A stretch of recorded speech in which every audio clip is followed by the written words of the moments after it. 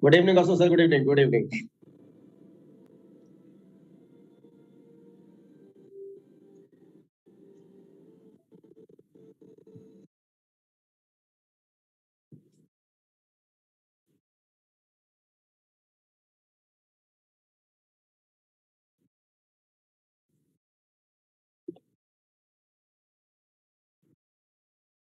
All right. So, hi, hello, hola, ni hao, bonjour, namaste, and assalamu alaikum, everyone. Visual Humanity United International World Council present World Peace Summit 2022. Welcome all of you, all the chief guests, all the dignitaries and keynote speaker to present here, and whoever will be here through the live streaming. So we will really welcome you for this grand event. And today's event, as you all know, the 17 SDG is 17 days going on, and today is the 16 days, and 16 SDG we're talking about. The SDG 16 is peace, justice, and strong institution. As you all know, they promote peaceful and inclusive society for the sustainable development, provide access to justice for all, and build effective, accountable, and inclusive institution at all levels. In this event, today I'm one of the moderators. My name is Ambassador Noor Ahmed. I am from Bangladesh, as well as today another moderator, Dr. Maddi, always will take the floor as well. So before going to start our session, I would like to welcome to the chief person of this event. So if I go through he has all the designation. It will be very long. So I just focus on some of the information that is, he's a world peace campaigner, social activist, trainer, filmmaker, loyal promoter, cultural head, founder of World Peace Commission, managing director of the Times India TV, and so many things. What I left to say. So welcome to Brother Rajarao Bagitipalli to start this session.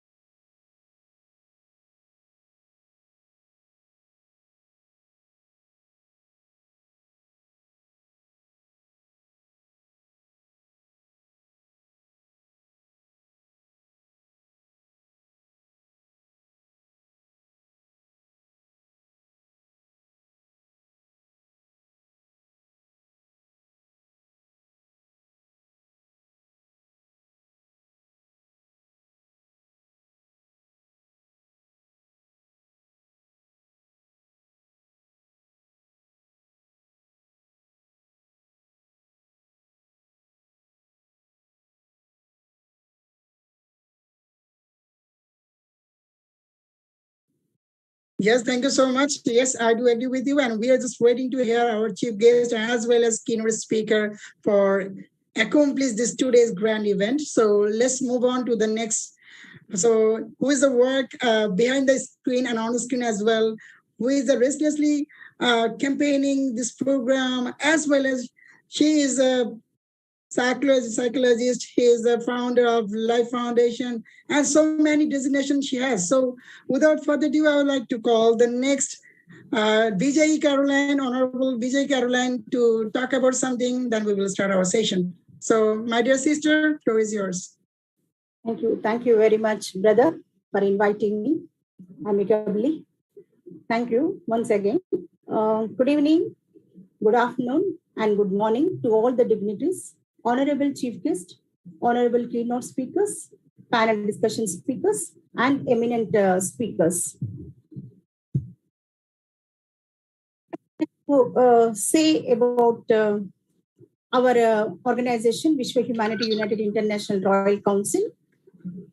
It is established under Government of India, Section 8 of the Companies Act 2013, to be the symbol of the unity and peace for all nations, and dedicated to ending poverty by improving and empowering the lives of vulnerable populations around the world and spreading the culture of peace, harmony, and tolerance. The Royal Council works in the area of various disciplines like cultural exchange, agriculture, food, health, education, research and development, environment, sustainable development, child welfare, and women empowerment.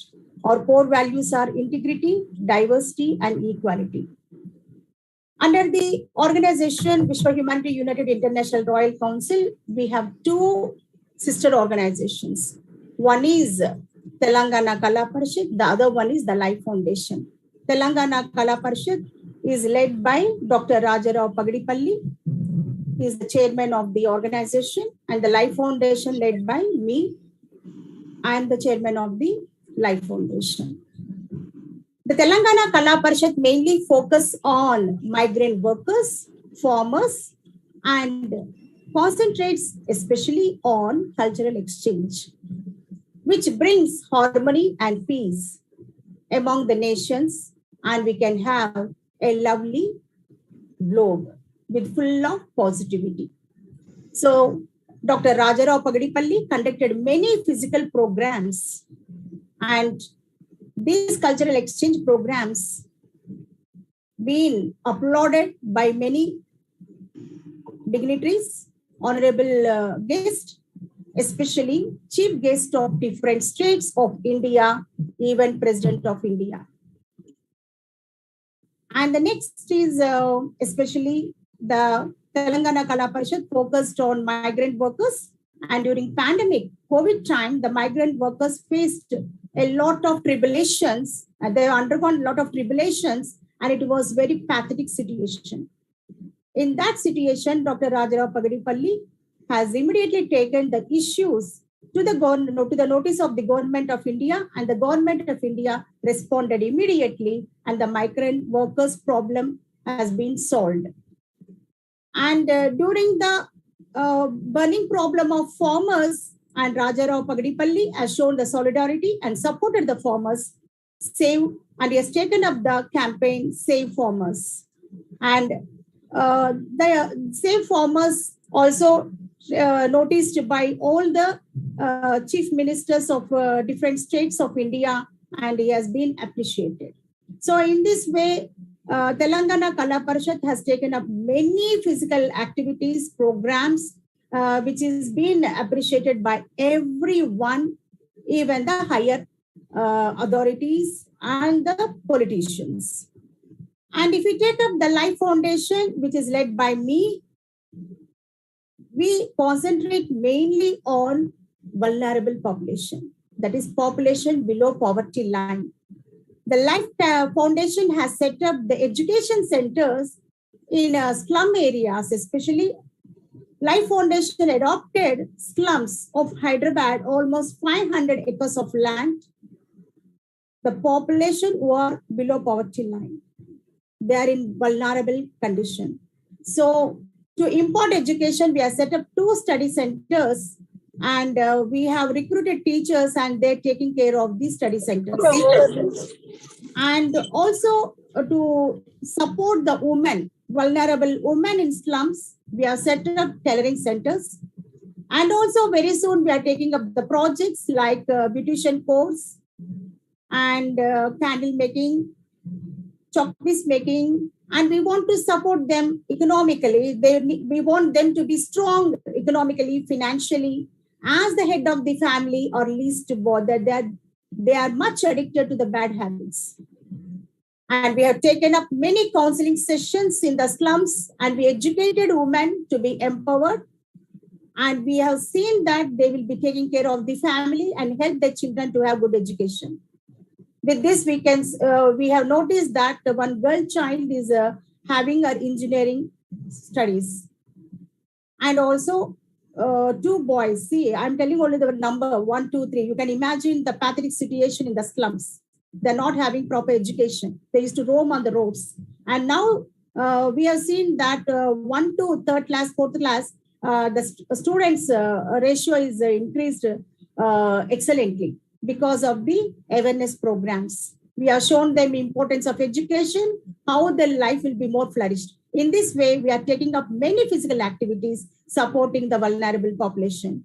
And as to support their health, we have conducted medical camps during COVID time, and we supplied medicines to them. And also masks, sanitizers. In this way, we supported the slum population, and also we have taken into consideration the servant maids of different localities of Hyderabad, and we supported them provisions, food, etc. during COVID time. Even slums, 3 years, they do not have proper jobs as their daily labors.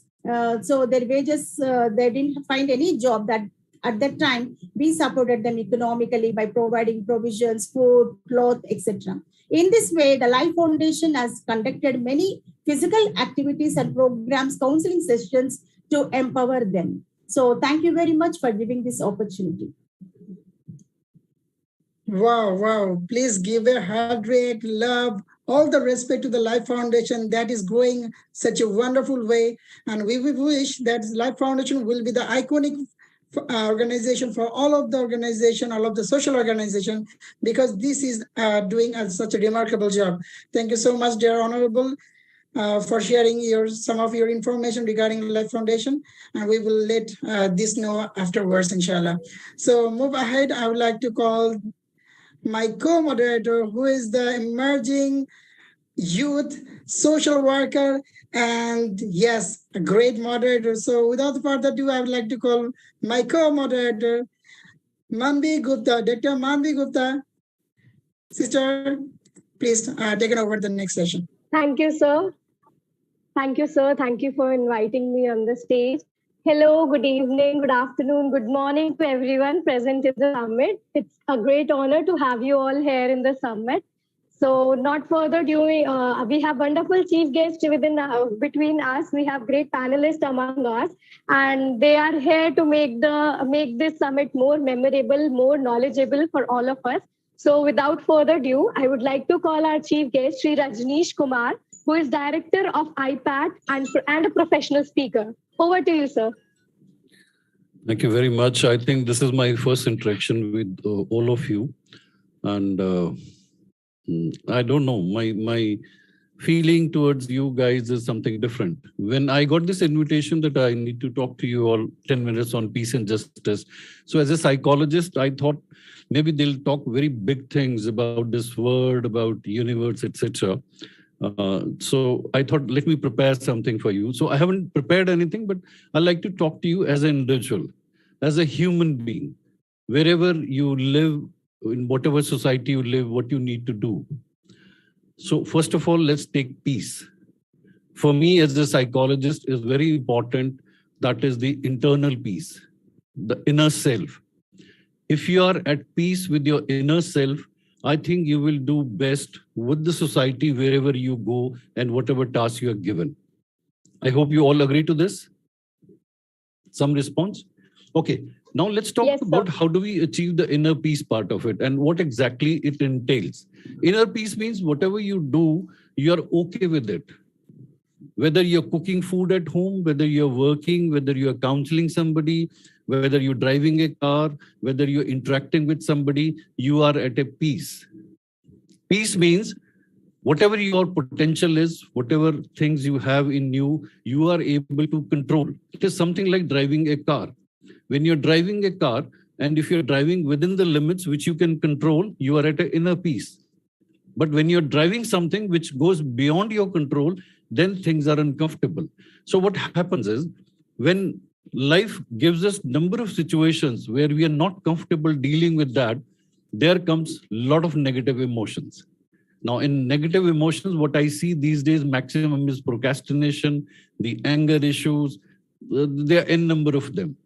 So what I wanted to do is spend some time as a psychologist talking to you, like if you see somebody getting into any of these negative emotions, or you get into yourself, and what you need to do about it. One thing what I feel is there are a lot of stuff in the books given. Let's say somebody is angry, so what are you supposed to do? Somebody is feeling bad, what are you supposed to do? What I'm interested is everybody should identify, first of all, herself. Everybody has a different personality. For example, there is a situation in front of you. Somebody will behave in a particular fashion. Somebody else will behave in a particular fashion. Why we have these problems is when we try to copy somebody, when we do not know what kind of personality we have. For example, I'm a person who is an angry person.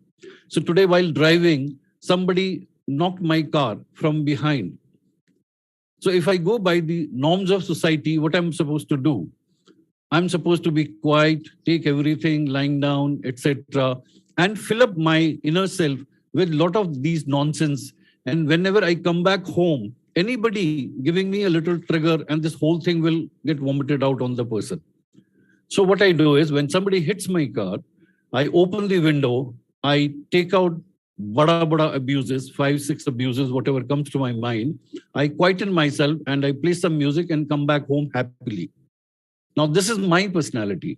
This is what I want. You all are working for the people. So let's not go by the book. Let's encourage people to understand their personality and go by their own personality. If you use your own personality to work in the area, trust me, you will have less of the negative emotions. And if at all these comes out, you'll be able to manage it. Your inner peace is very, very important. Now, to maintain an inner peace, there are 3-4 things I would like to mention here, which I think can be beneficial to you and to the people you interact with. First of all is your sense of belonging. Your sense of belonging to yourself. When you look yourself into the mirror, you should really feel good about yourself. It should not be the moment you look into the mirror, you start feeling very uncomfortable. That, look, I'm not good here and this is not okay with me, etc., etc. So the first thing is your sense of belonging. Means sense of belonging first to your physical body. You got to feel good about yourself. Then to your family. Maybe you're married to the person, or maybe you wanted to marry a film star, but you got married to somebody else. So you need to now accept it. If your sense of belonging to your body, if your sense of belonging to the family you belong to, and to the job you are into, if your sense of belonging is good, trust me, you will have less of the cribbing and you will do well in life. But if you are uncomfortable with most of the things, I don't look good, I have married a wrong person, I'm in a wrong job, I'm in a wrong nation, I should have been doing something else in my life. If your sense of belonging is not good, trust me, you will never do well. Rather, you will create haphazard atmosphere around you also. Okay? So first thing is sense of belonging. Second thing, very important, need to be very enthusiastic about this life. Means we got to take care of the fixation part. Right from birth, we keep receiving a lot of inputs about ourselves, about this world, etc. And this all gets into our subconscious mind. And then we react whatever files have gone into us. So what we need to do is we need to be open up to the new experiences. We got to be enthusiastic about this life. We got to be very curious about this life. If we maintain curiosity and enthusiasm, trust me, we will not go wrong. We will keep our inner self very, very positive and we'll feel good. If you feel good, your family feels good. Your family feels good. The people around you, a neighbor, are at peace. So this is something which I'll give you small examples. What am I doing these days?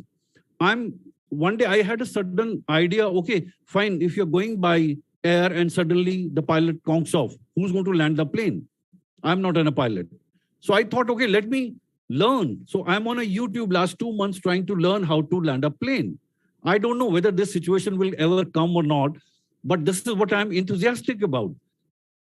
So we should never stop learning. We should know everything. Whether it is cooking, whether it is shaving, anything in the world, we should know about it. We may not become expert. And then we should explore more about our personality. Everybody has a different personality. There is nothing wrong in this world. There is nothing right in this world. Everybody has their own reaction. Yes, to run this society, we have to follow a certain set of principles. There was a time there used to be 100 wives with a king. Now you can't have more than one. So this is all with the time. Things keeps on changing, right? So we need to understand that keeping the society in mind, 15 to 20, 25% as we pay the tax also, we need to do things as by this society goes. But 70 to 75%, we should be doing things which we really feel very comfortable with. So if we are comfortable with ourselves, we will be raising a right family, and we will make sure that everybody does their job properly. Let's say when you drive, when you find a khadda in the road, you feel like abusing. You feel like saying, I've paid so much of money to the government, etc., etc. Why people are not doing justice to their work? Similarly, you go to a doctor, somebody trying to fleece money from you, etc., etc. Like if everybody does their bit of whatever responsibility they're supposed to be doing as a father, as a mother, as a professional, and if you do justice to that, at least 60 to 70%, I think we can have a very, very happy world. Very, very happy world. This is what I feel as a psychologist we all should be looking towards, right? Rest, I don't know what you want me to speak about, but I'm open for question answers. Anybody, anything you want to ask, you're welcome. I'm a basically talker. I give a lot of presentations, so I keep talking whole day. The maximum I have spoken is for 7 hours at a stretch, and nobody went to washroom during those 7 hours. Okay. So I'm not going to hold you. I've been given just 10 minutes. You're welcome to ask me any questions. Anything. If there are no questions, I'm done. This is the...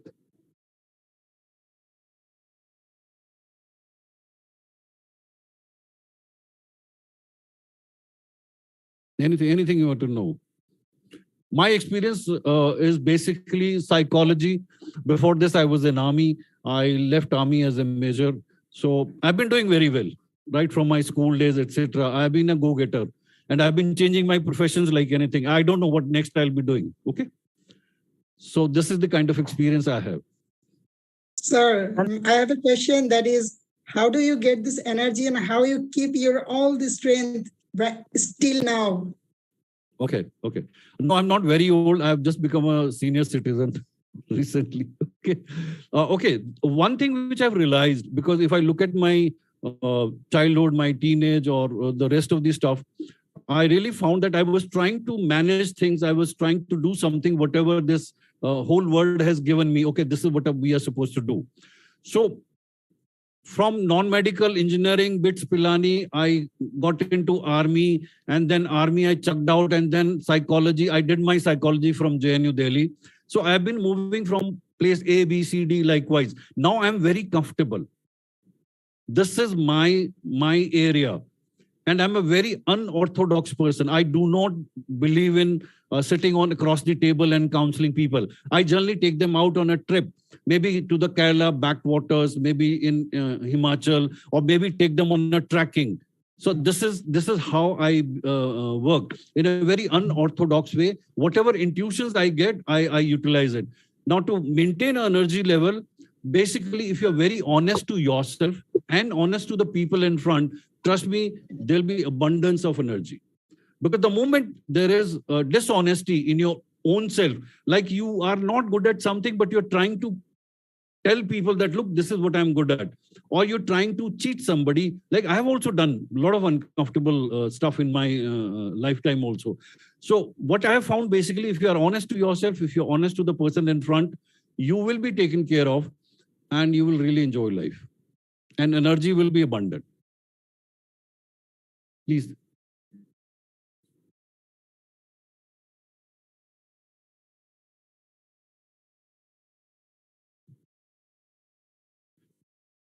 Okay.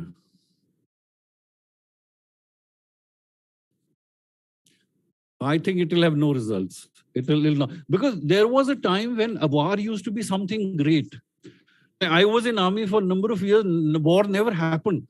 And I had joined army because I used to like the smell of liquor, smell of gunpowder, smell of petrol. These smells used to really attract me.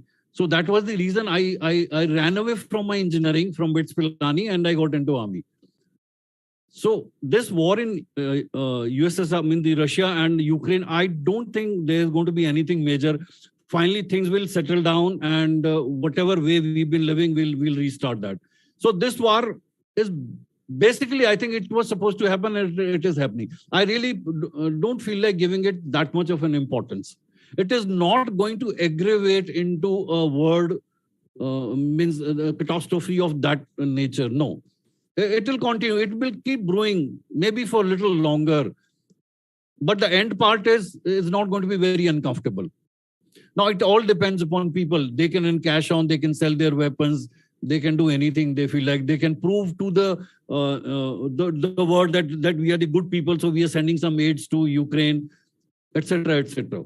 So this is something which I feel, because I believe in nature and whatever nature does. So I think after Corona, this Ukraine war, I think this is part of predestined things which is happening. So it's okay.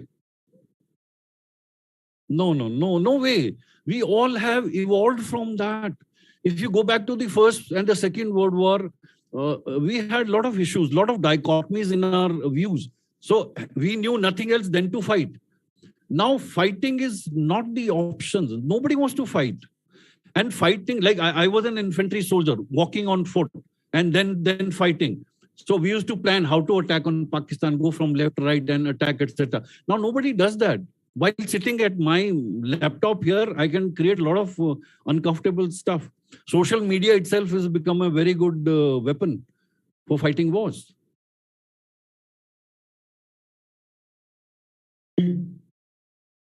Thank you so much, sir. Your words are very, very much powerful, because most of we, like youth are thinking that, oh, I'm going to be older, I'm feeling older. But in your age, though you are not that much senior citizen, but in your age, you are such energetic. That's bring the energy for ourselves, as well as I feel like so much energetic. So I do believe that still we have to do more things. Never give up for any age. Thank you so much, sir, for believing that thing on me.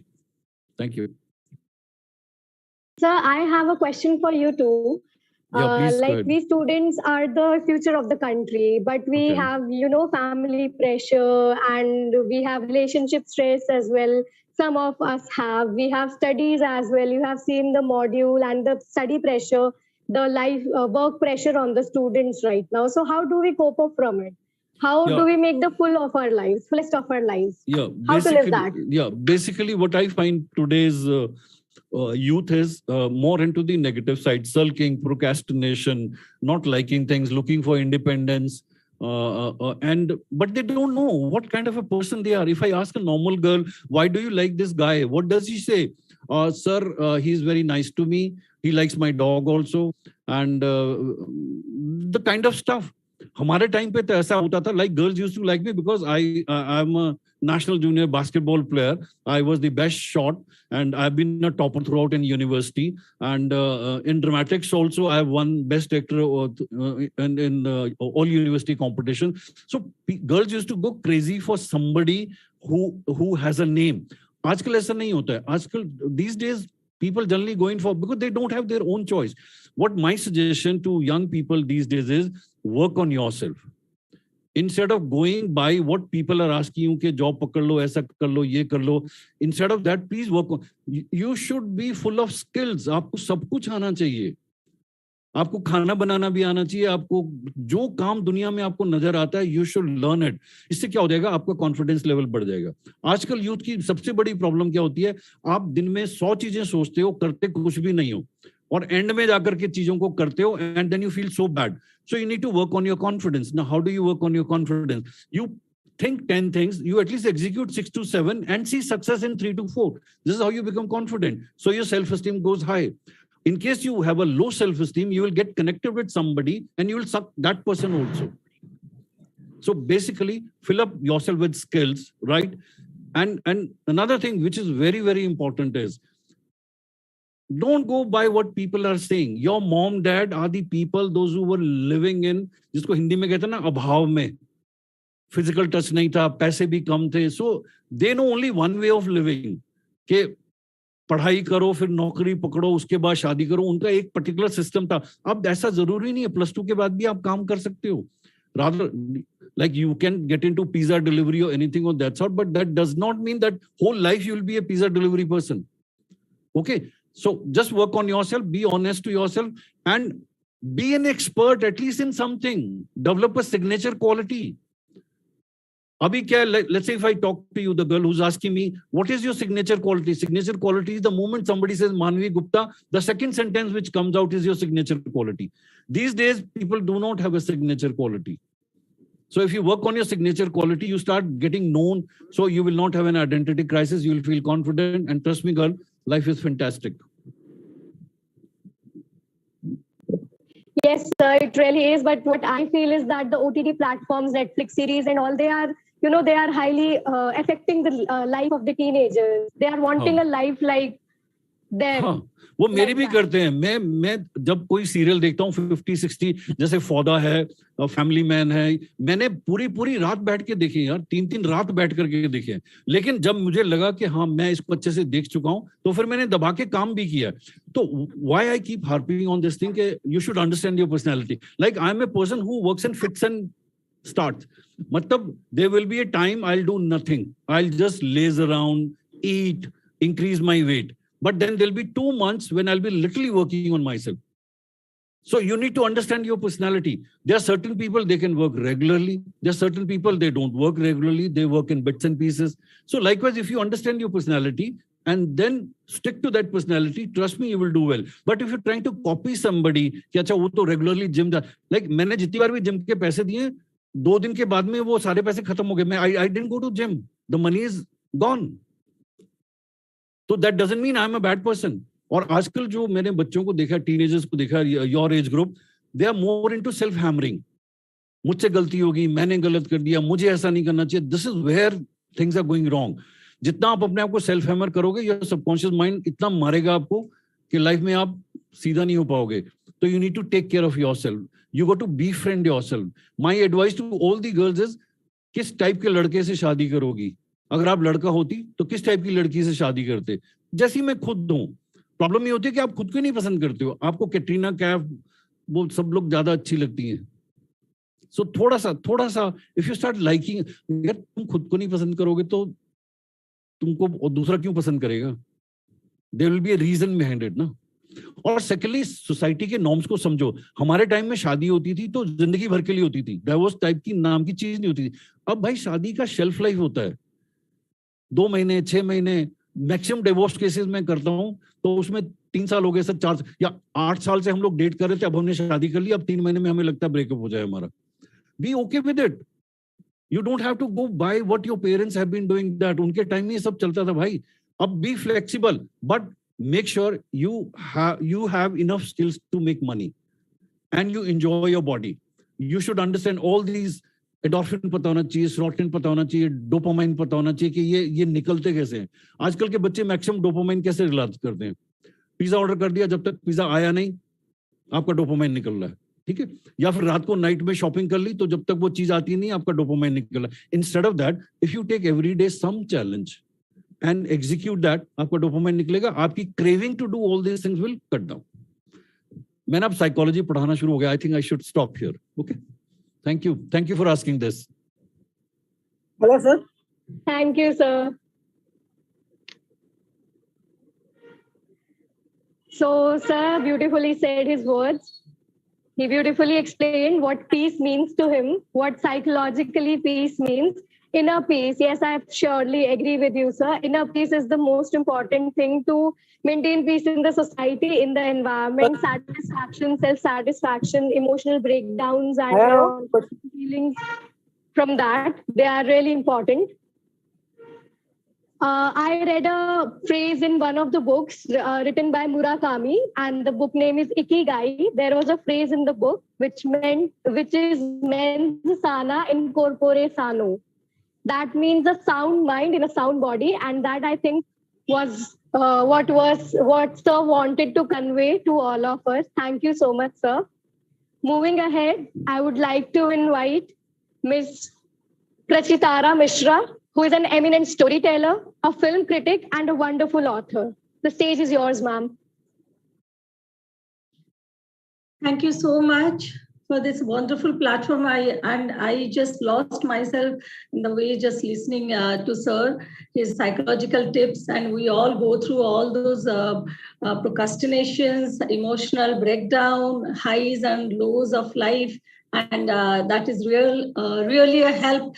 And I must say, I felt so good listening to you, sir. You have got so much of progressive thought also, and which is really happening in this society, and youngsters would definitely follow those things. Even me too.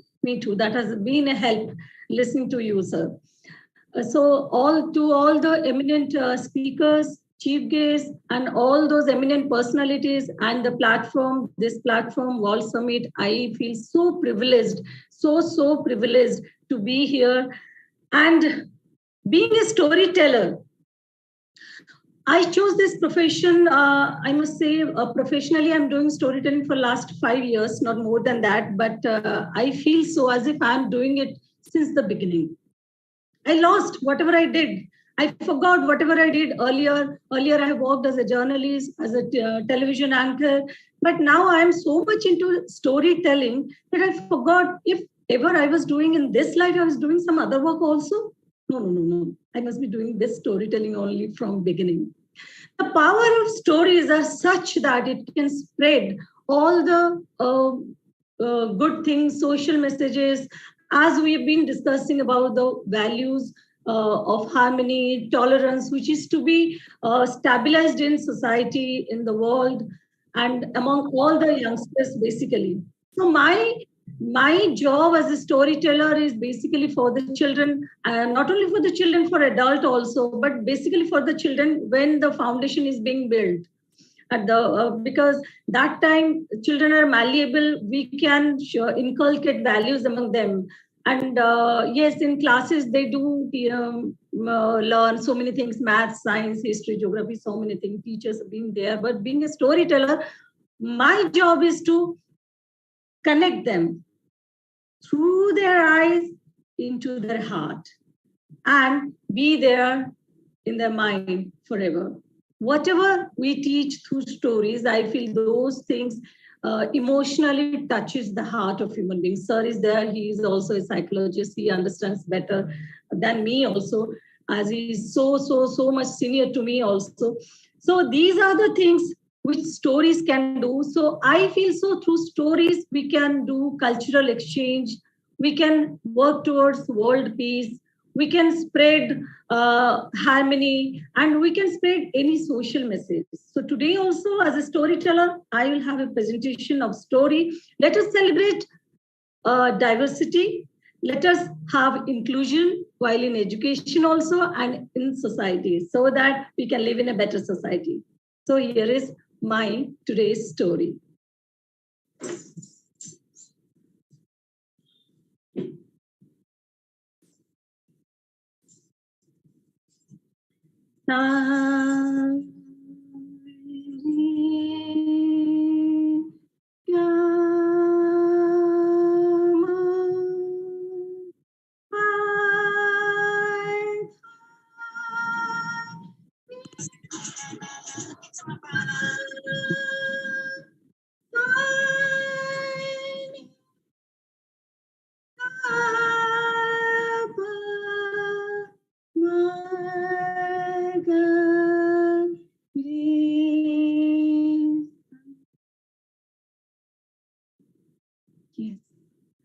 Once upon a time, there was a mouse couple living, and they had a baby mouse named Moni. Moni was the name of the mouse.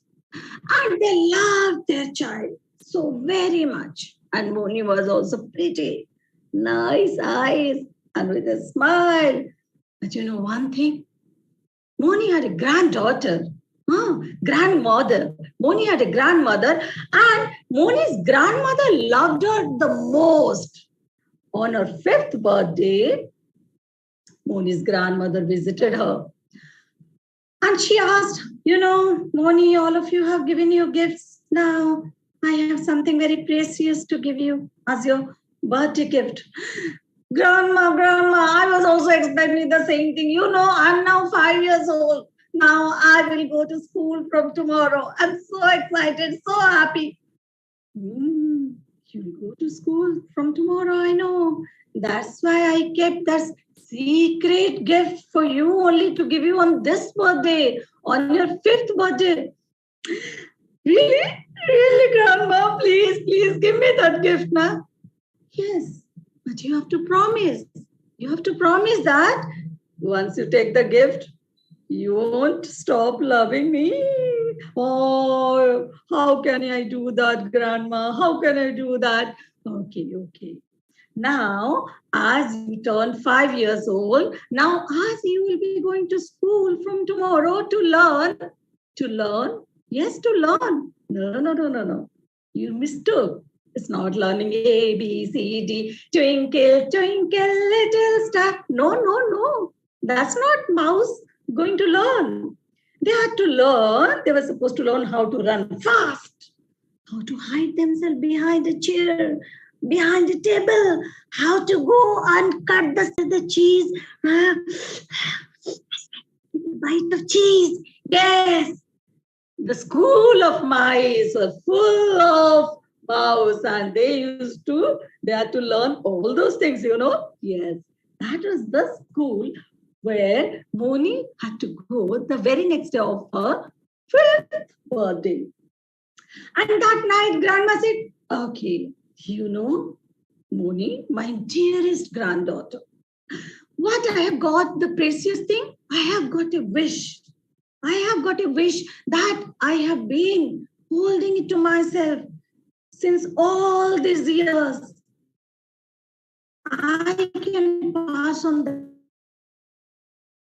that wish to you.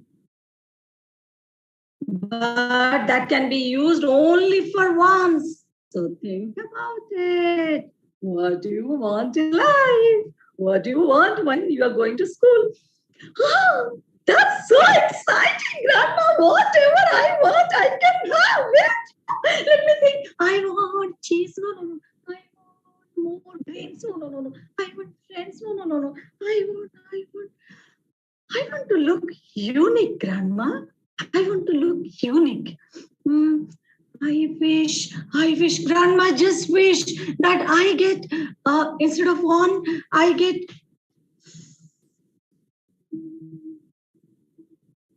7 tails. 7 tails, if I can get. Please, Grandma, do that for me. I wish to have 7 tails. That way I will look different and everyone in my class would be jealous of me. Are you sure, Moni? You want that wish? You want 7 tails on your back while others are having only 1? Yes, Grandma.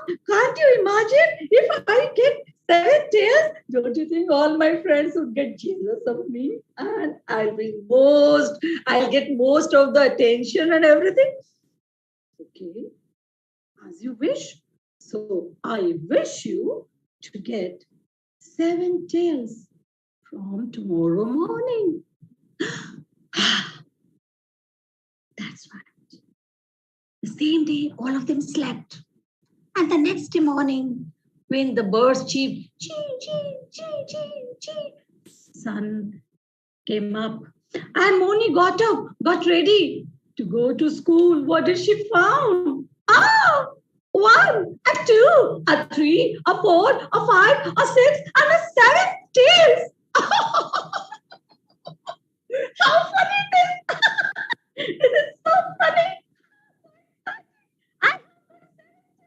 Mama, can you see? I've got 7 tails. La la la la la la la la la la la la la. I'll be going to school. Then Moni, wearing a tie, taking a school bag, and having a water bottle, went to school. As she entered the school, while others were already sitting in the bench, and the teacher mice was teaching how to steal, how to run fast, how to hide themselves, and all of them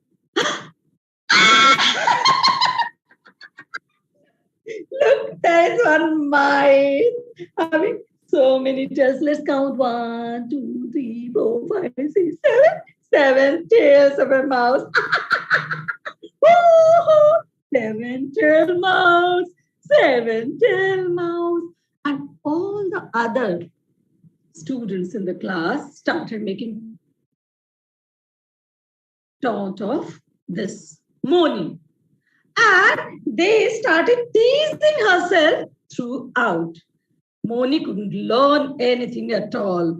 And going back home, and Mama said, "What happened, my dear baby?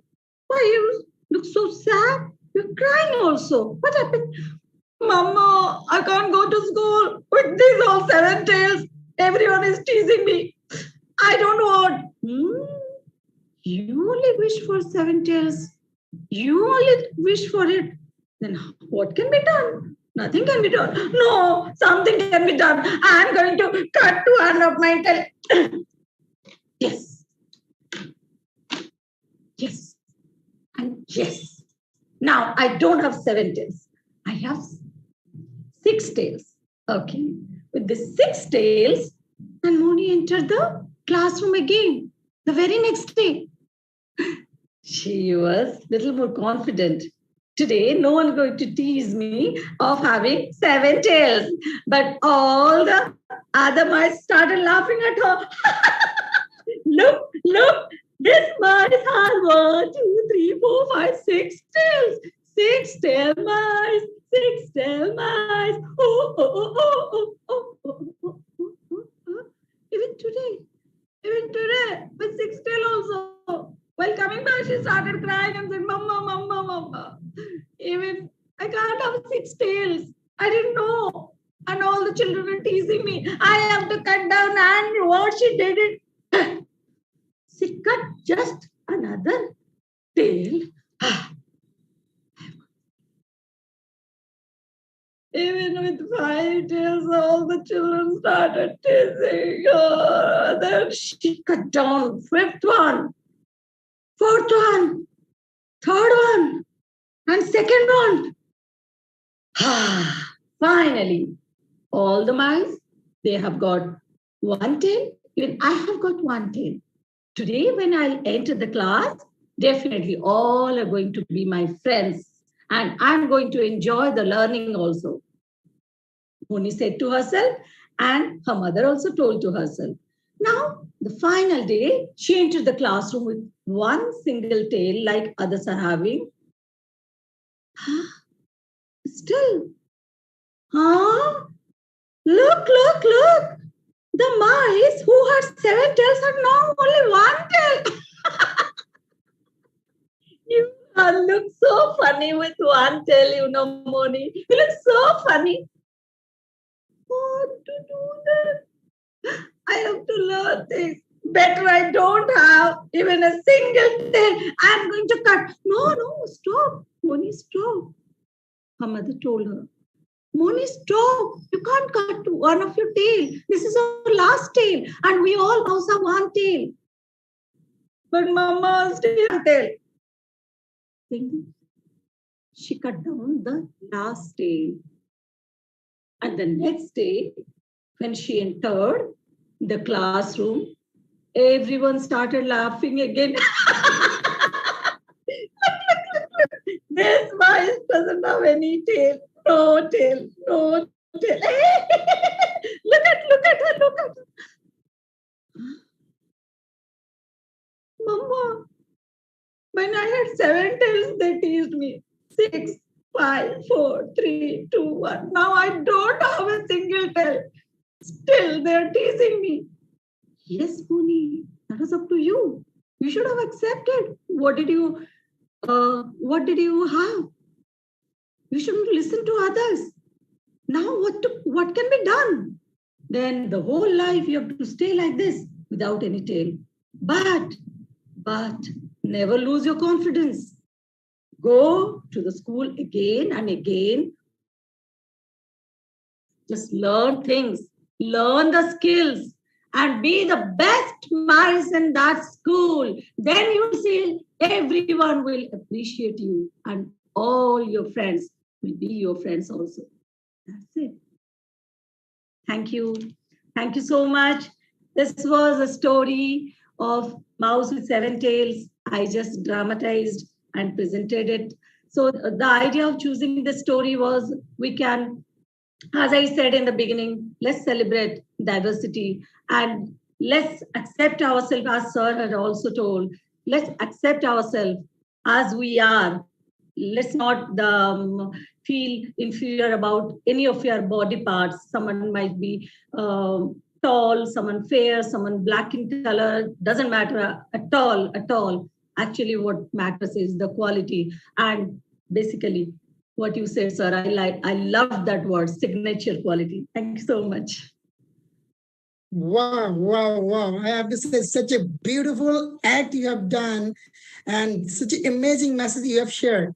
Yes, most of we are thinking that everyone teasing this quality, I don't have any quality and blah, blah, blah. But in spite of invest ourselves to develop ourselves, we are thinking to negative words all the time. Thank you so much. And yes, I have to say, this acting is a mind-blowing acting. I feel so live, this one. Your expression act like, yes, we are written in my childhood. We are listening something. Wow, yes, this is the one example. That's how you connect with other children's hearts and other children. This is what is required, because in the foundation level, if we connect their heart, we can maintain their next of the life. Yes. Thank you so much. Such a great way to describe. Thank you so much. We are really honored to have you. Hopefully, we will have a great session in any upcoming summit or upcoming session with you. Thank you so much, Honorable. Thank you so much for being with us. Thank you. Thank you so much. Well, let's move on. So I would like to call the next speaker. And this speaker, I have to say, is an eminent international speaker. She is an energetic woman. She's an icon of women empowerment. Maybe you are thinking, who is that? So she is the founder and director of Blossom International. She is none other than Miss Nadia Mogabelpur. So my dear honorable sister, floor is yours. Thank you. Thank you so much. It's really an honor to be here. Thank you for having me here. Yeah, I must congratulate you for this beautiful World Peace Summit. And you are doing a great job. Really, it's being, mind-blowing for past 15 days as your sessions were going on. And we kept on having beautiful speakers. And today, mind-blowing, the psychologist on the dais and our beautiful storyteller. You really made it so different, so lively. So I hope I'm not going to let you down with my talk and with my address, because I too believe in the same category of you. And I really believe that being lively is 50% solution to all our problems. So it's good to be lively and be fantastic and be active as you are. This goal of United Nations, goal number 16, which we are discussing on, about peace, justice, and strong institutions, it's something very, very, very deep, And if we really want to achieve something, I think we all have to gather all our powers, all our energy, all our resources to make this come true. As you all know, that this goal number 16 of SDG talks about promote peaceful and inclusive societies for sustainable development, provide access to justice for all, and build effective, accountable, and inclusive institutions at all levels. Now, just the question may come that who is going to make it for whom? Who is going to address whom? Because like what I'm seeing today, the galaxy of the people around today's program, everyone is so capable, everyone is so comprehensive about this issue that all are going to contribute to bringing about peace, justice, and strong institutions. So I think we are all getting prepared for the challenges, or we are all already facing the challenges and are getting prepared for the challenges of 21st century. Our conception of peace, will need to focus on our vast but yet largely untapped potential to collaborate and to draw strength from diversity. Now you see the diversity around us is a signal. It's really a live signal that makes us understand that how we should now find what are the untapped potentials.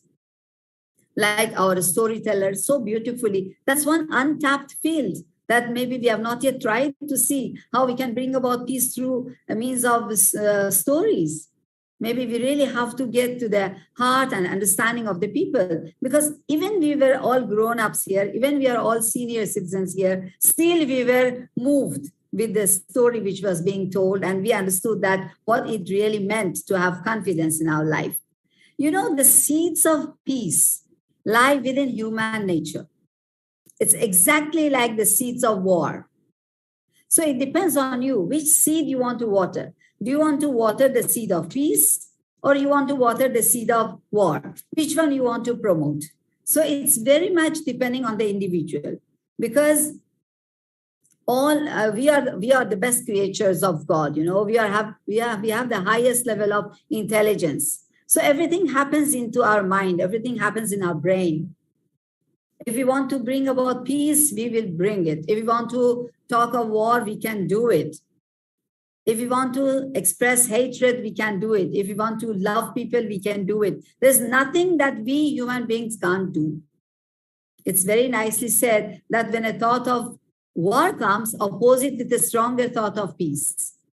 A thought of hatred should be opposed by a stronger thought of love. So this is happening in our own mind. Our mind is the mastermind, and it can hold, it can control everything around us. So the central question over here comes to us that are we willing to take another step forward through an act of consultative will with institutions which are structured for peace? Or are we again going to wait for a compelling force which comes out of the war and devastation? Are we prepared for that? What is our stand? What are we going to do about it?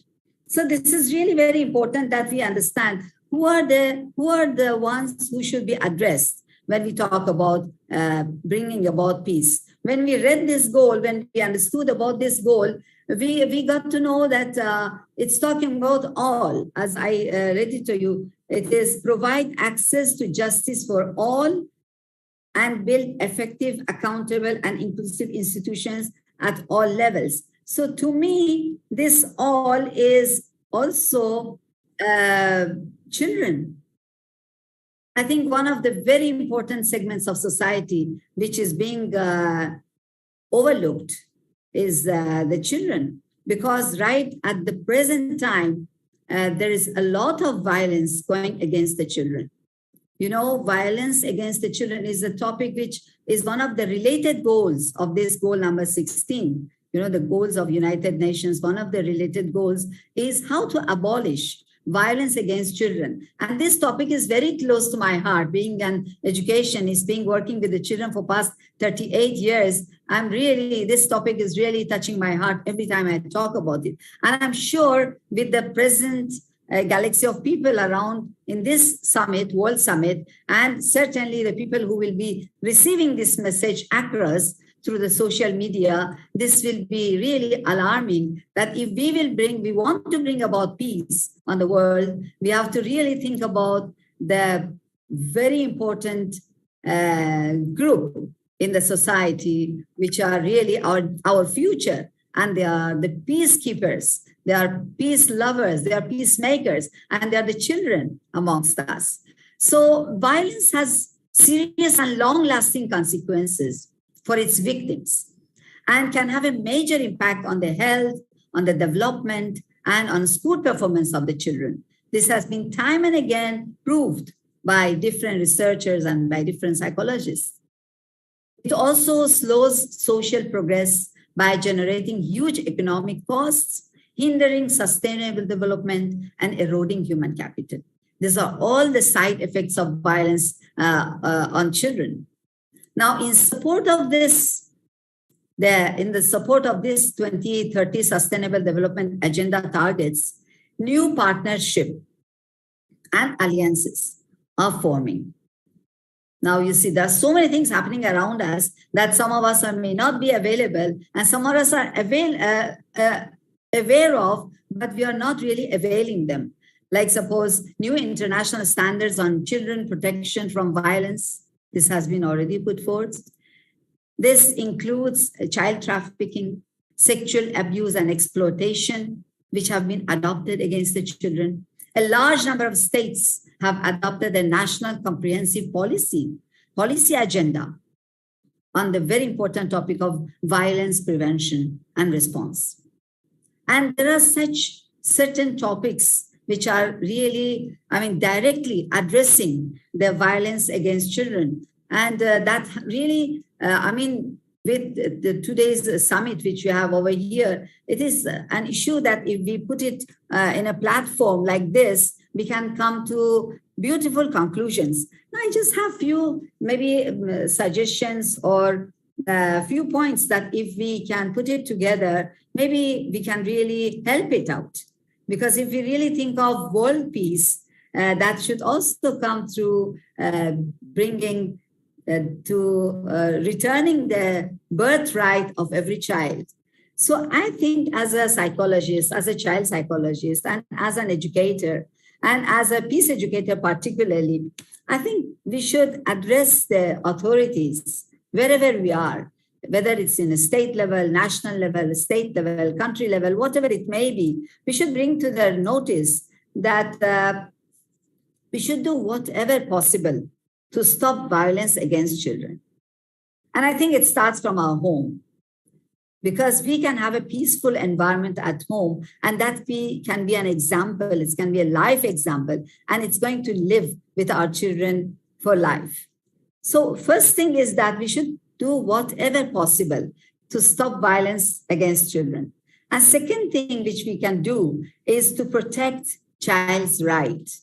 It's really, this can happen by each of us, every one of us. When we see something is happening which is, disturbing the right of the child, we have to really raise our voice against it. And we should really make sure that the child's right is being protected.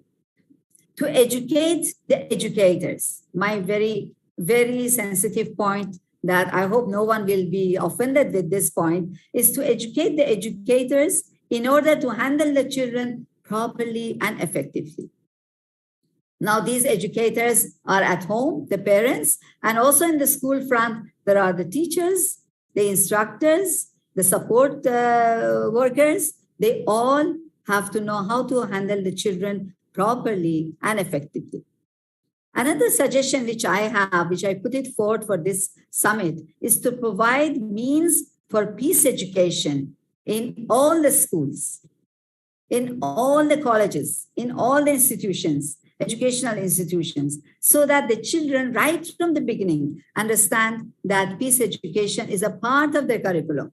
It's one of the most interesting and it's one of the most practical aspects of learning. So that is one of my suggestions for bringing about, to abolish violence and also to bring about peace in the world. Also, the very thing that we should give the children the freedom that they deserve. And at the same time, I'd like to let you know that I'm also a research scholar on peace education. And my special topic is efficacy of peace education on anger management in adolescence. So this will be really, once this is being put in a platform, this will be really helping many of the adolescents to control their anger. And when they reach to the adulthood level, they will not be really disturbed by the things around them, the irregularities around them. They will be rather an active participant in the society. Sometimes we become passive observer, but it is very important that we become an active participant in bringing about peace. This is so important. And, there are several parameters in bringing about peace, like tolerance is one of them, patience is another one, understanding the problem of the downtrodden, appreciating the differences that we have, even with regards to special children around us in the society. If our children learn how to deal, how to establish friendship with the children with special needs. These are all small steps towards bringing about world peace. And this can really happen if our educators, on the first hand, our educators learn about it, and on the second level, they impart that kind of education and they give it to the children. So also, as being the chairman of the child education vertical of ICC Odisha chapter, I would really certainly ensure that every child of our state of Odisha, will receive the rights that they deserve. And they should also have the right to live with dignity. It is so important. I'm not talking about your child and my child. We are all really the most, blessed people that we get all facilities, we get everything available. We are the most privileged. But there are so many children, unprivileged, underprivileged, so many children who really don't know who they are, so many who are really either residing in the orphanages or on the corners of the street, and they don't know what is their purpose of life. No one takes care of their education. You know what I'm talking about, that right to live with dignity. I talk about those children who have been really being just left alone, no one to take care of them. So as this beautiful summit is being arranged, and as we talk of this sustainable development, and we talk about bringing about peace, justice, and this type of valuable talks. So I think this is really the right time that I put it forth. And I think you all will agree with me. And I'm sure I'm not the only one who believes in this. Most of us in this summit, we believe in this, and we will surely look into practical solutions to these problems and make sure that these suggestions are being put into a platform where we can conclude, when we can come to practical solutions to it. And here I just came across a beautiful passage from one of the recent statements, which talks about, it says, however difficult matters are at present, and however close to the limits of their endurance some sections of societies are brought, humanity will ultimately pass through this ordeal, and it will emerge on the other side with greater insight and with a deeper appreciation of its inherent oneness and interdependence. So I think this is really the time that if we really understand the concept of oneness and interdependence, we will be much closer into the bringing about peace, harmony, love, justice on the surface of Earth. So I know we don't have much time today on this particular program, but I'm always ready. I'm there for you anytime. If I can be of any help, or if you really want us to sit together and consult and come to certain practical solutions and practical steps forward, I'm always there with you, and I'm sure you will appreciate it, and we will all work together and will achieve it. Thank you so much for your patient hearing, and thanks for having me here. Wow, I have to say, such an insightful discussion you have done, because you are focusing so many things about the child protection. Yes, I will go one by one. First of all, you have focused the piece that is, you will never find a peace of mind until you listen to your heart. This is the result of retraining your mind to process life as it rather than as you think it should be. But most of you are thinking that peace is only for this, peace is only for this. Pieces come from your heart first, then we'll spread one by one. And yes, being an educationist, you are doing such a great job. Even you also focus that we have to ensure the justice, we have to stop the violence against children, we have to make the law and about the children protection.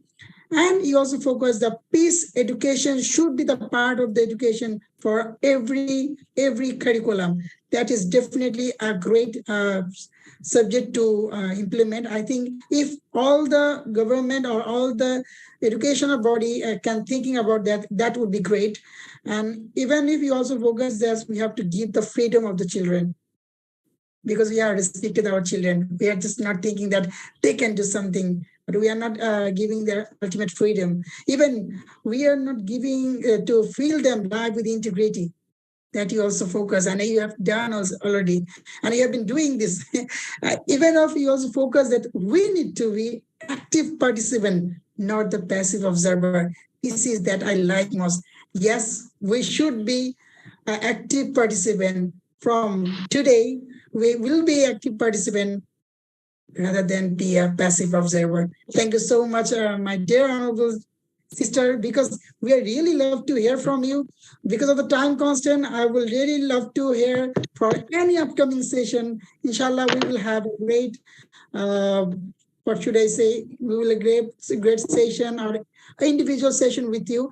And we will be very honored if you give your personal or social media connection details in the chat box so everyone can connect with you.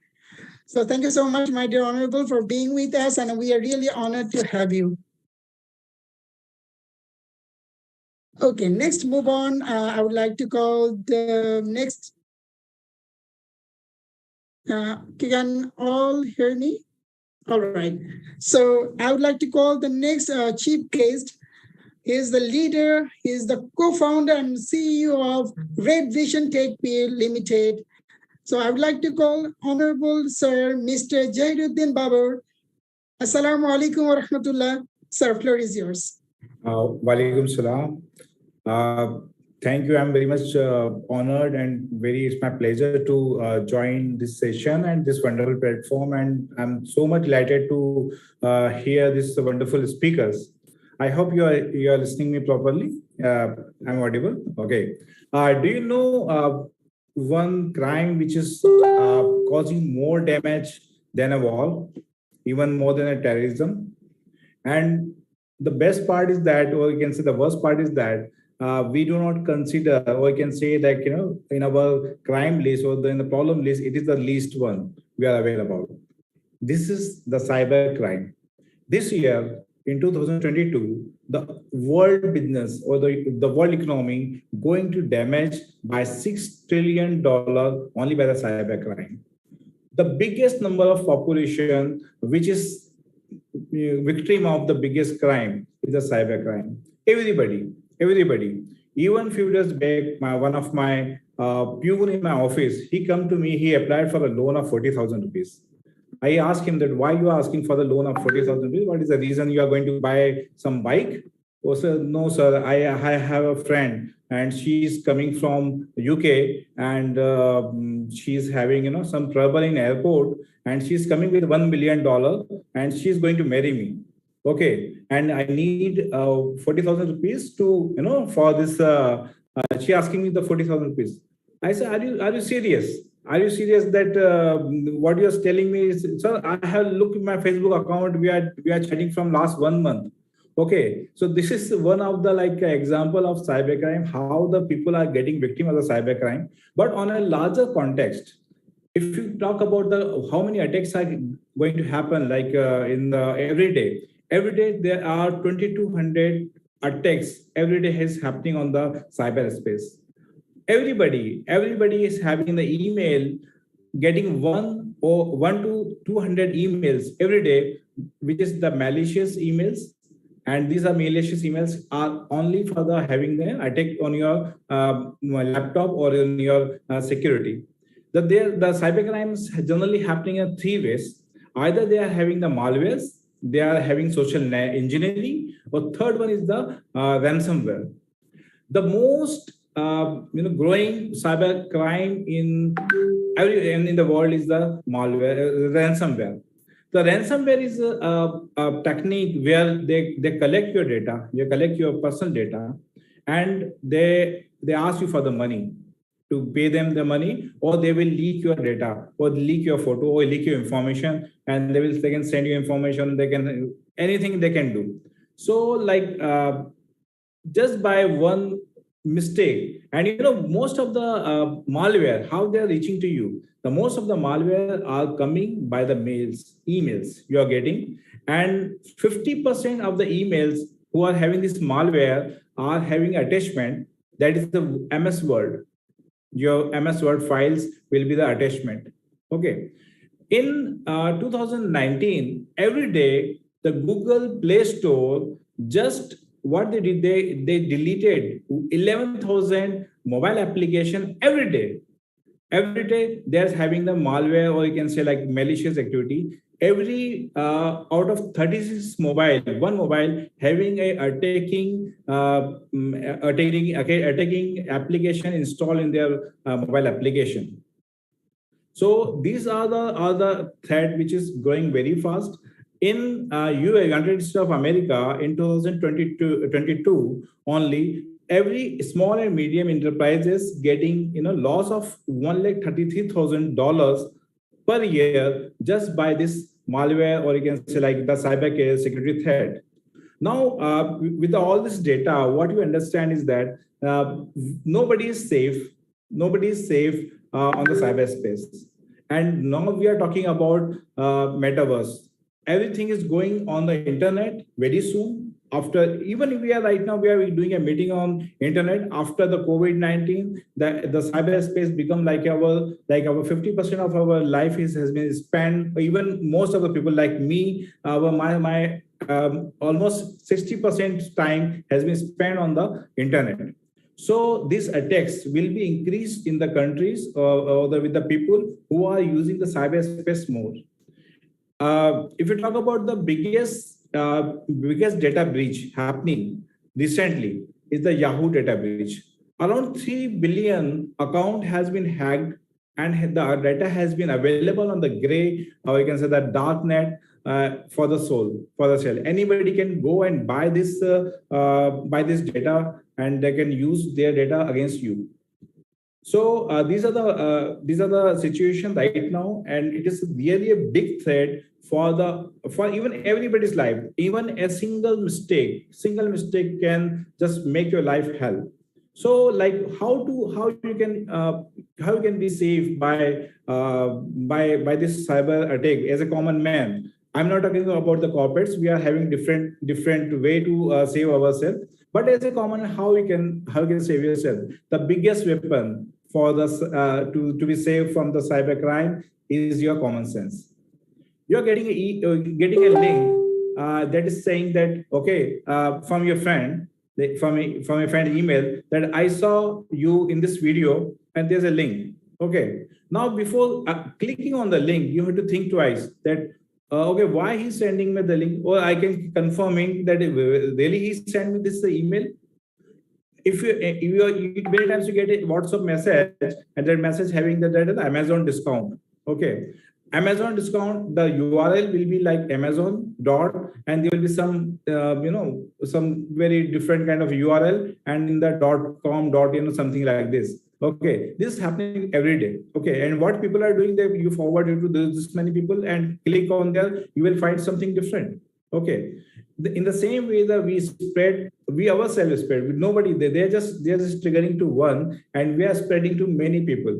Okay, so just the biggest weapon against the cybercrime is your common sense. If you are using your common sense and can think, even if you find out who are the biggest victim of this cybercrime. The biggest victim of the cybercrime are the people who are in the higher age, around 50 to 60 people, yes, people. They are they are very very biggest very soft target for the hackers. Okay, they are asking, they are taking their bank account, they are taking money from their bank account. So this is happening globally, and the biggest victim of this attacks are the countries who are having the highest population are using internet.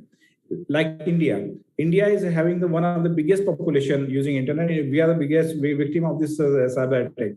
So this is from my side. I will not take much more time. And thank you for inviting me for speaking about this subject. And whenever you require my help and need, I am ready to serve you. Thank you very much.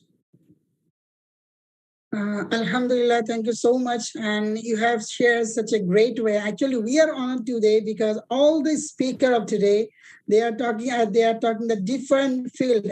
And we have found the psychologist, we have found the storyteller, we have found the educationist, and now we found my brother, Jaredin Babar. He is a tech specialist. Thank you so much. Yes, as we all know, there is all the cyber criminals, they typically use the extract data that they can lever over victims for the financial gain.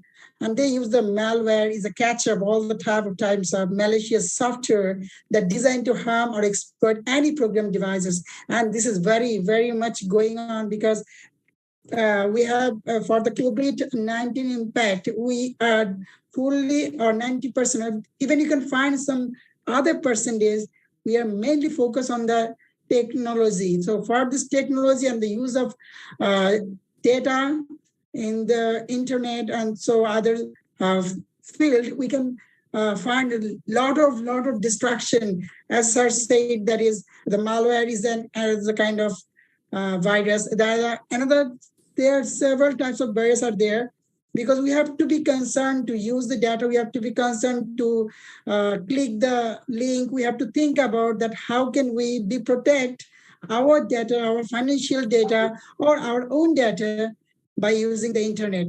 So thank you so much, dear Honorable Sir. We are really feel honored to have you. If you give your details in the chat box, hopefully we will connect. If anyone connect with you, it would be great. Thank you so much, sir, for being with us.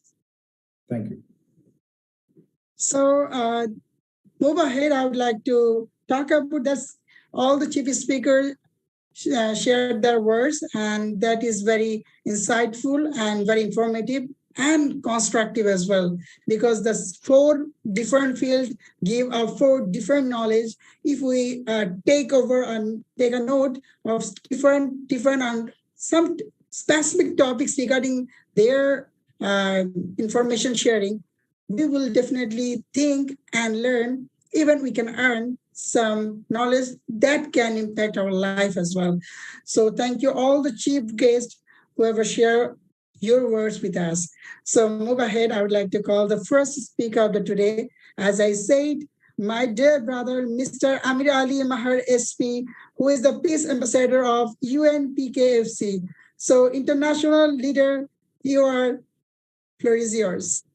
Assalamu alaikum wa rahmatullah, brother. Walaikum salam wa rahmatullahi wa barakatuh. My voice is audible? Yes, it's audible and you are visible too. Yeah. So go on. So I start a beautiful quotation that peace and justice is the same sides of one coin. Hello, assalamu alaikum, hola, mabuhay, namaste. This is Amir Ali Mar. I am a Youth Peace Ambassador, UNPKFC Pakistan, and I'm president of the International Language Academy at Mexico. And the name of the language is the Fiatibin. So today I talk about the peace, justice, and a strong institution. Let me tell you a story about to myself that I belong from the middle class family. I cannot support anyone financially. I can support through their habits, through talking, to give a way how to live a life, how to focus in your education, how we can live together in peacefully, in justice. If you want to peace, work on the justice. This is a quotation. And thank you so much, dear Sir Raja Rao and everyone giving to me an invitation. So my academy and my organization work for the children. There are 70 millions in all over the world. There are children are uneducated. Even they not speak in English and they don't know about the pronunciations, even mathematics. Our organization is work for the children, and we give lots of the invitation from the different countries of the professors, directors, universities, deans, and professors to give a lecture, and then we will upload on the YouTube channel. And that YouTube channel is free of cost to teach them education. And that is, we are focusing in that.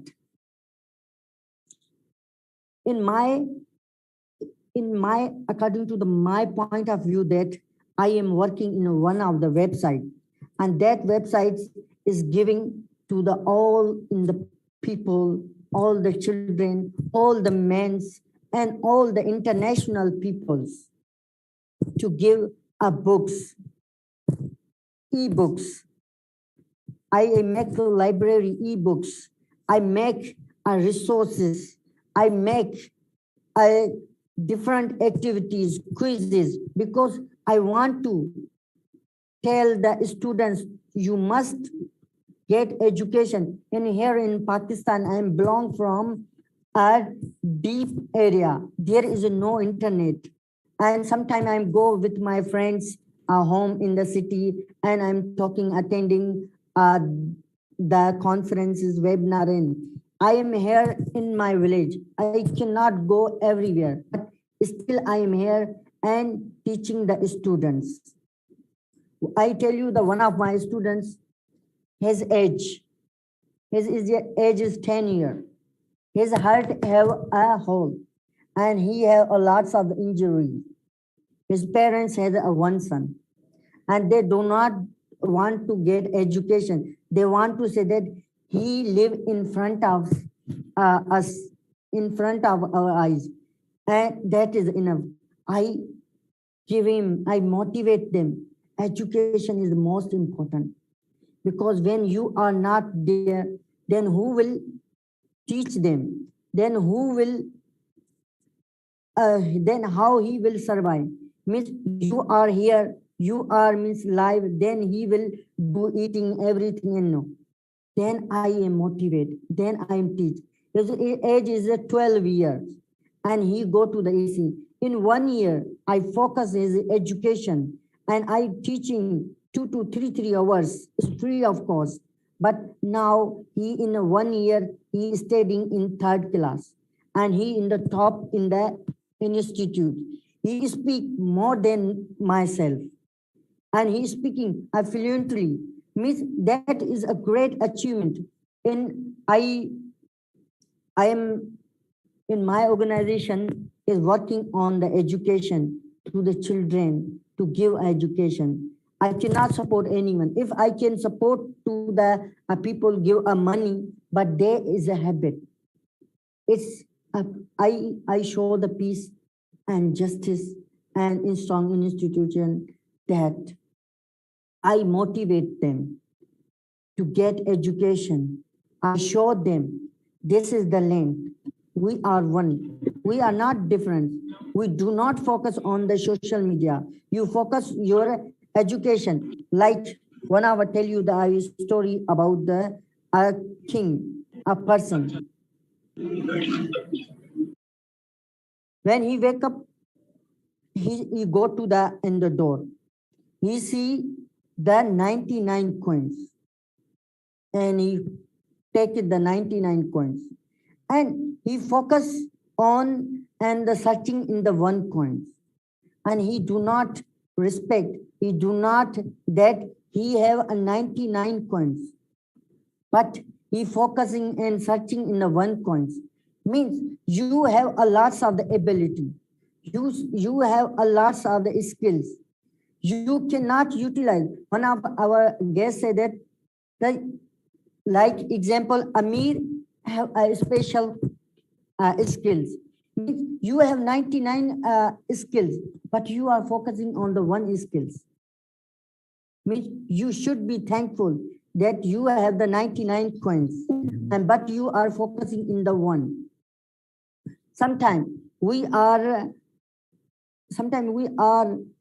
cannot people judge, because of the white, because we cannot see their colors. Because we see our in Pakistan side, see a color yellow, but your side is see a green. When I will see your color that is a green, then that means we are one. We have a thinking is same. We are the one. We cannot be different.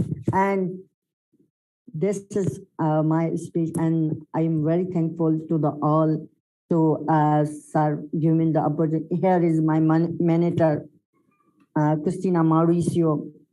She built me to speak, and there are channels to lots of the students are learning from different countries. We are organizing free of cost webinars to all the world. And thank you so much. Mashallah, mashallah. I have to say, I really feel emotional to hear from you, because your eyes, your words are so much energetic, even powerful. As you focus on the child education, your organization have been doing such extraordinary activities. We want this kind of organization to enlighten education for all the children who are not able to get the education. So such a great job, brother. I do feel that I'm really proud of you. And I really feel that hope your organization will be the iconic organization for all the organizations who have been doing and working for the children, because this is what is required. Thank you so much. I feel really touching. Your words are very touching, because your eyes also focus that is how innocently you invest yourself. My brother, you give a message. That is what is. If you have money, this is not. That's nothing that you will be a good donor and things and other things. But thing is, if you don't have anything, invest your quality. If you don't have anything, invest your passion towards the humanity. That what you are doing. Don't be feel like guilty, or don't be feel like sad that you are in middle class, because I'm also belonging a middle class. This is not my identity. My identity is all about what I am giving towards the humanity, towards the humankind. That what is actually need to be pointed out. And yes, I do focus that your website, please give your link of your website in the chat box, so that we can explore to get the ebooks, some resources, some quizzes. Wow, we want to see your website, so please give the link in the chat box. So yeah. Sir, I am working on the website. Means if you have in laptop you needs a window, you can take it from the window. MS Words, in a lots of the applications, in a different kind of. I must give a donate, a free of cost to a lots of the students will teach. And one of my inspiration is the Dr. Apinita Chaitanya from a global president of the UNPKF. I learned from how you will work for peace. And I'm thankful, I am very thankful from Christina Mauricio, Professor. She teach me to share her knowledge and collect to organize to the people. And thank you so much, dear brother, sir. Thank you so much, brother, for sharing your words. May Allah accept your all the words and bless you. Jazakallah khair. So move on to the next speaker today. Actually, today is seriously this event is a kind of different event within this 70s SDGs event, because we have here such a differentiable and diversified knowledge, diversified sharing, and some touching message is going on. So welcome all of you for the World Global Peace Summit 2020. And we will talk about the SDG 16. So I will call upon the next speaker of the today. He's from Cameroon. He's an environmental and climate change activist. So dear Honorable Mr. Tamo Stephanie. So, my dear Honorable Tamo Stephanie, unmute yourself and share some of your words regarding SDG 16. Over to you. All right, thank you, moderator, for this opportunity. I'm so glad to join you guys from Cameroon. And as you can see from my background, we are still inching into the evening. Okay, talking on peace and justice, before I go into it, I am a climate and environmental activist here in Cameroon, and I'm working on educating young people to be able to combat climate change in all its forms. This is because we all know that young people are the ones suffering from the impacts of climate change. And as you can see, if you don't empower them now to take action, like the future will be disastrous. So the right time to take action is now, and by educating those young people. So talking about justice and peace towards climate resilience, we all know that whenever there is disasters, those that are vulnerable are the ones that suffer the most. Those that don't have access to justice and peace, they are the ones that suffer the most. Now, let me just tell you guys a story. Like here in my country, Cameroon, in the northern part, we had a conflict, I'm sure it was last year, a conflict where herdsmen were fighting with the rural people, the local population, because of grazing land. Because the local population said that's where they farm their crops, but the grazers said since they don't have where to feed their cattle, they decided to enter into the farmers' farm. And so due to that, the farmers, they said, no, they cannot accept such things. So they had the conflict and so many people died during that process. So you can see that justice and peace is linked to so many goals of this sustainable development goals, so many of them. And climate change is one. Climate change is the highest. If we continue to work with that focus on looking for climate solution, we have so many conflicts like that. They will not be able to have world peace. If you can see nowadays, see that environmental degradation and climate change have caused so many people to migrate. And you see when people migrate because they don't have food to eat and they don't have where to live, they'll forcefully go into somebody's land, other people's land, and maybe there the people can say, no, our resources cannot contain all of us. Our resources is just meant for us. People are strangers, people are immigrants, people cannot have access to our belongings and our materials. And by so doing, you discover that there can be a conflict. There can be conflict even in the long run between the invaders, in bracket, the immigrants, and the local settlers. So you see that when talking about justice and peace, it's not only about psychological peace or physical peace, but it concerns peace in general. Because conflict causes a loss of peaceful coexistence. Natural changes causes conflict. Disaster causes conflict. And no, when there is conflict, that means there is no peace, and you cannot settle peace. You cannot bring on peace when there is conflict. Because a party may see that no, they are coming for dialogue for peace and justice, but you are only focused on one direction. So that's why if you want to settle, want to make sure that we have world peace, it is for us to, first of all, tackle social ills. Like we have climate change, we have environmental degradation, we also have even gender inequality. We need to fight against that too. So see, all those domains, they are linked together. They're linked together. For peace and justice to be settled, we need to first of all settle social ills because they are the call for peace, for peaceful coexistence.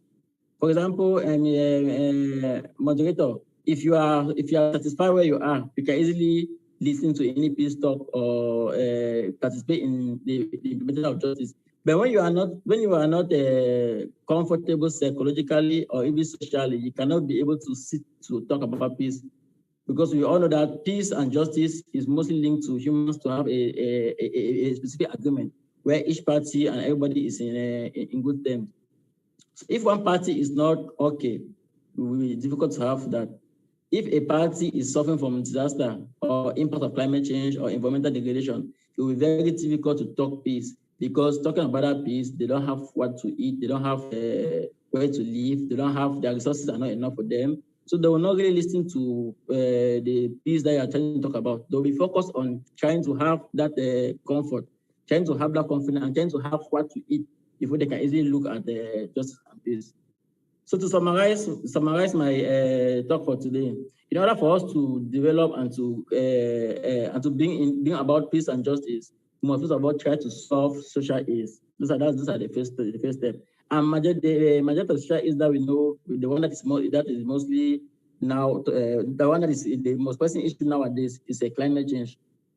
Climate change is the one that we need to settle down to have everlasting peace and justice. Because without that, in the near future,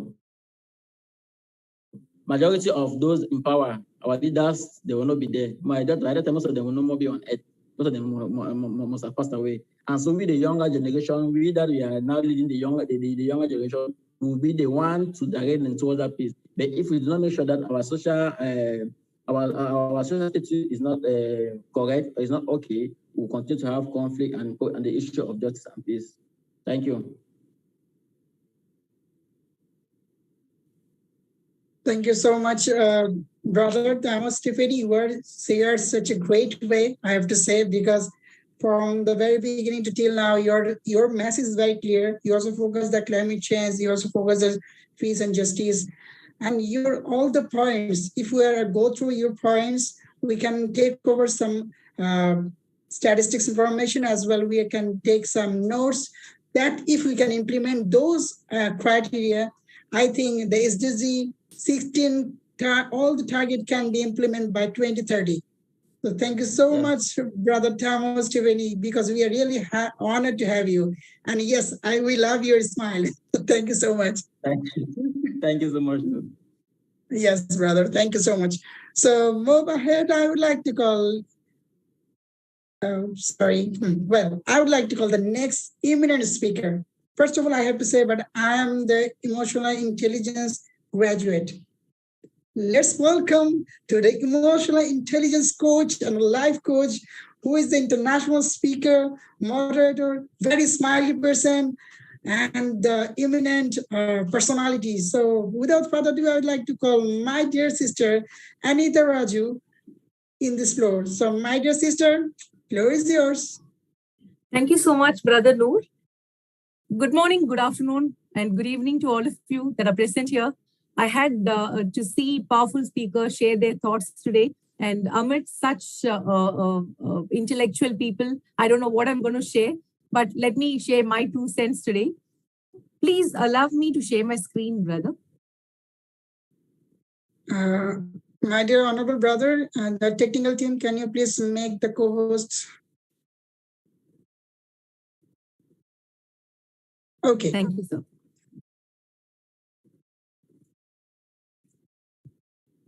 You're able to view my screen? Brother Noor, you're able to view my screen?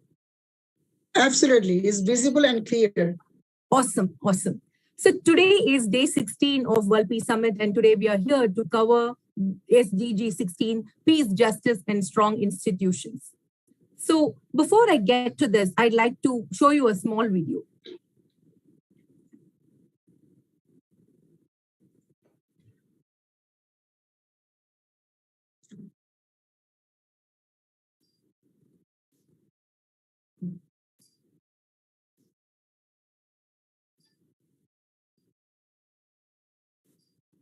Sister, we can hear the music, but we can see the information.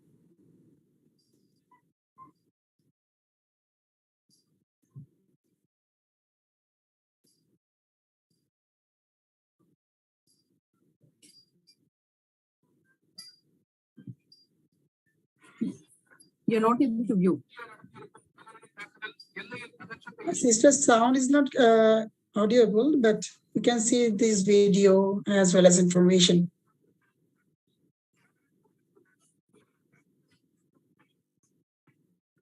That will be fine because we can see the information and the video, so it can be run. You're able to see.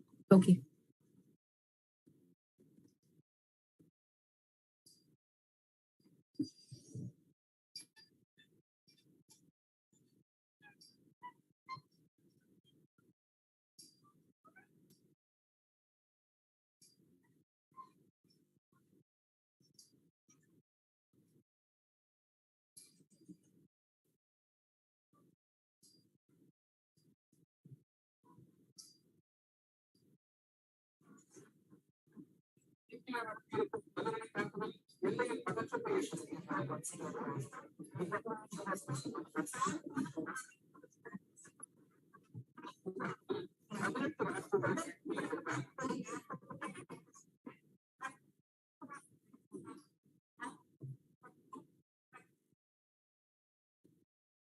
This is what we want our communities to look like.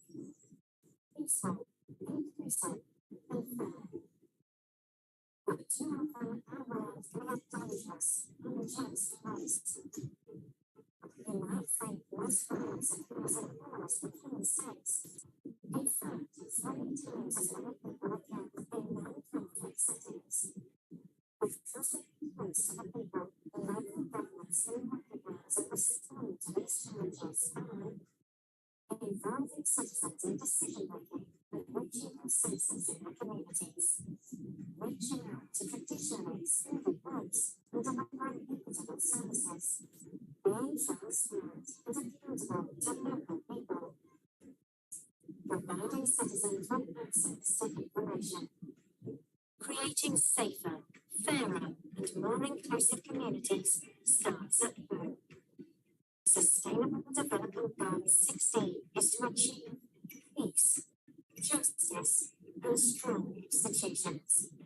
The Sustainable Development Agenda depends on local governments.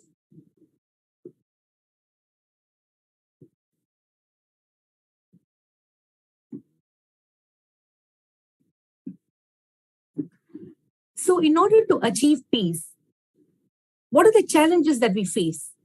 What are we supposed to look at? Violence is perhaps the most significant and destructive challenge to the development, growth, and well-being. The very survival of countries around the world is affected by violence. Fatalities that cause armed conflict are arising in some parts of the world, causing mass displacement, resulting in massive humanitarian crisis. This adversely impacts every aspect of our development efforts.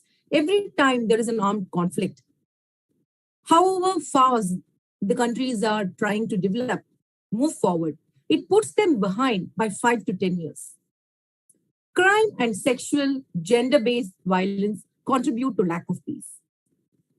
Young people are especially vulnerable. 43% of all homicides, they target young people between 10 to 29 years of age. And children make up a third of human trafficking victims worldwide.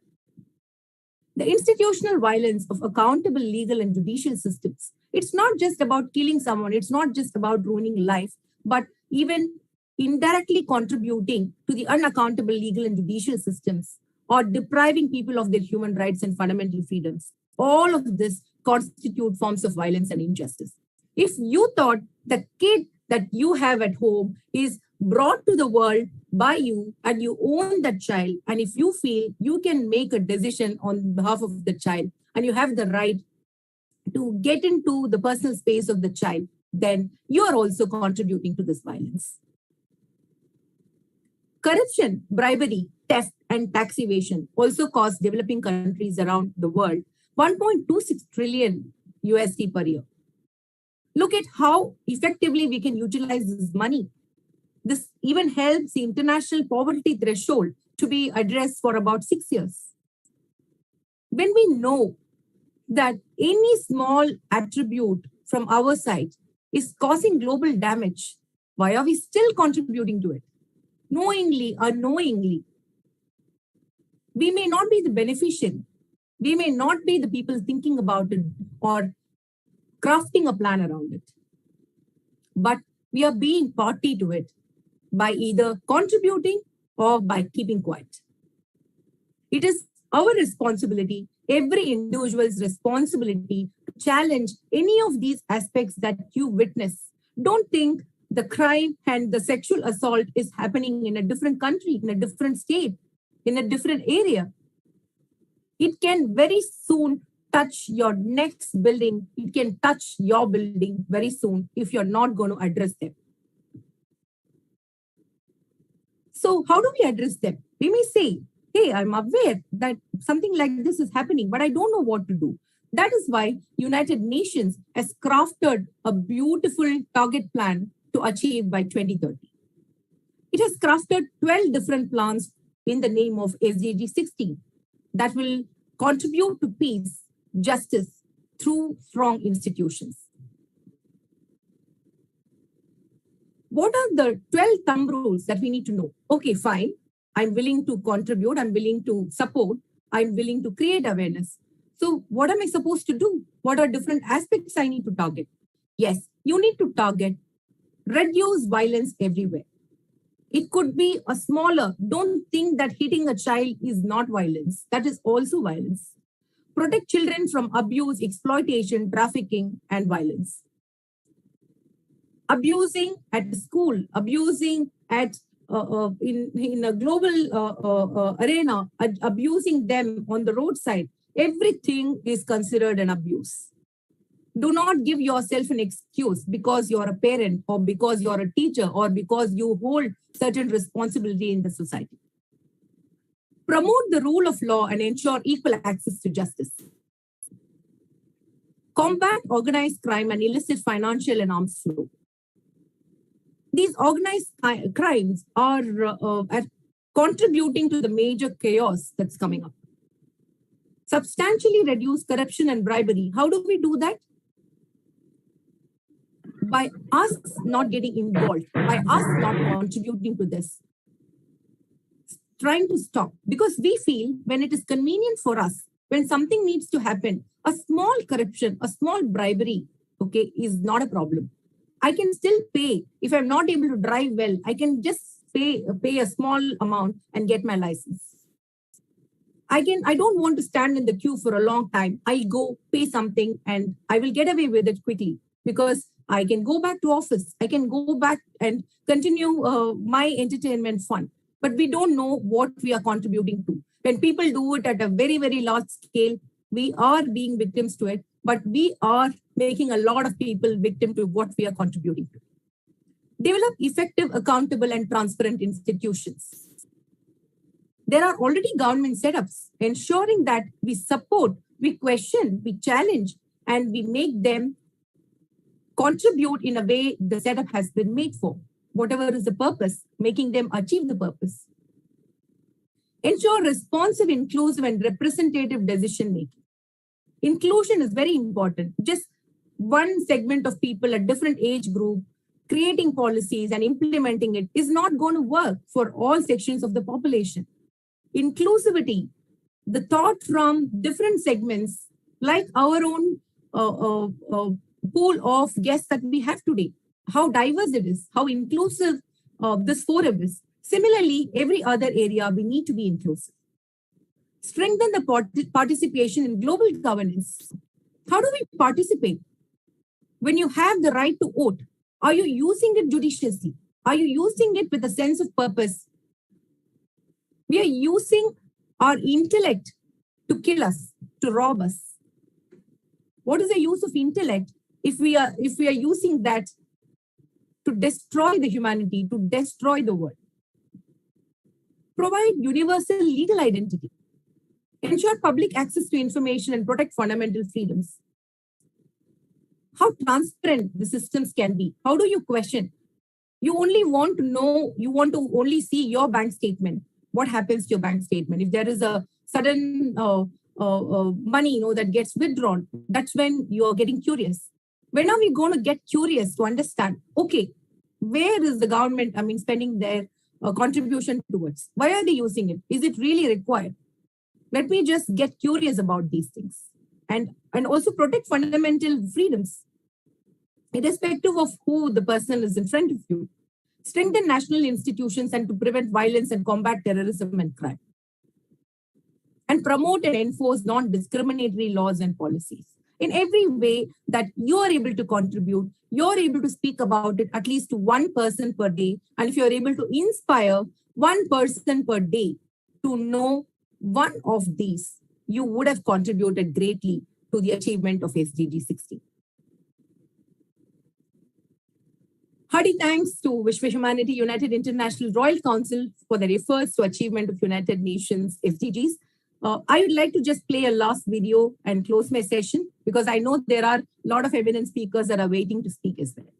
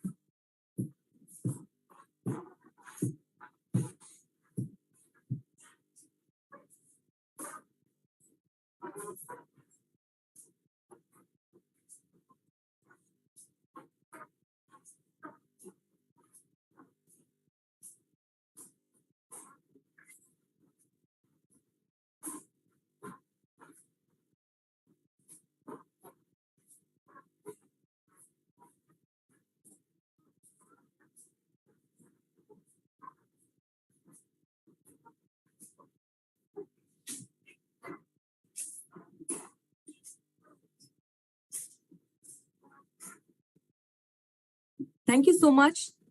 All of us, from today onwards, let's spread love, live consciously, contribute to the global causes, and make this place a better place to live for everyone. Thank you so much. Thank you so much to you, sister, for sharing such a great way. Because as a emotional intelligence coach and life coach, and this topic is so much interrelated, and you choose this topic very intelligently, I have to say, because all the things you have shared, how beautifully you shared the targets with the related information, as well as you also focus on challenges that actually stop the peace, and you also focus, those are actually crime, sexual, gender-based violence, human trafficking, unaccountable, illegal, and judicial body systems. You also focus on corruption, bravery, theft, tax evasion, and these are the main challenges of spreading the peace.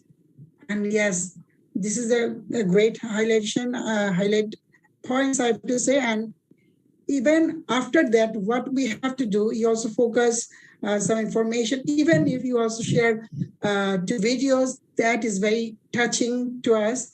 And these videos beautifully express that we should spread the love and peace towards the world, not the war.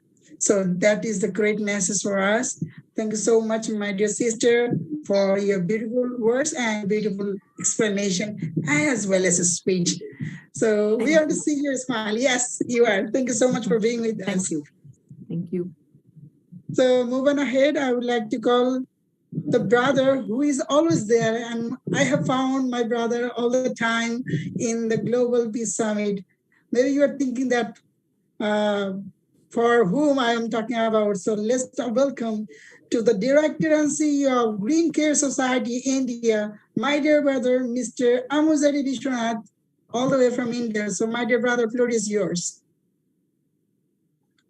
Oh, thank you very much, my dear brother Noor Ahmad, and especially I convey my wishes and good afternoon, good morning, one and all across the globe who are watching this summit through various platforms. First of all, I convey my thankful to my beloved brother, Dr. Rajarao Pagudipalli, Chairman, and my dear sister, Vijayi Corlin ma'am, for providing me wonderful opportunity to share small views on this topic of Sustainability Development Goal number 16, Peace, Justice and Strong Institution, as part of World Peace Summit organized by Vishwa Humanity United International Royal Council. This is the platform where we are today united in a single window to discuss different topics and different suggestions. As part of this summit, peace is necessary to everyone. However, we are facing many challenges, not from only one day, since so many years ago. You are facing many socio-economical issues, family background issues related to peace, which can be established through different actions. Before going to say my personal views on peace, justice, and strong institutions, I would like to share a small introduction on SDG goal number 16. SDG goal number 16, peace, justice, and strong institutions, which was established by United Nations in 2015 officially as part of Sustainable Development Goals or global goals from 1 to 17. SDG goal 16, which emphasizes to promote peaceful and inclusive societies for sustainability development.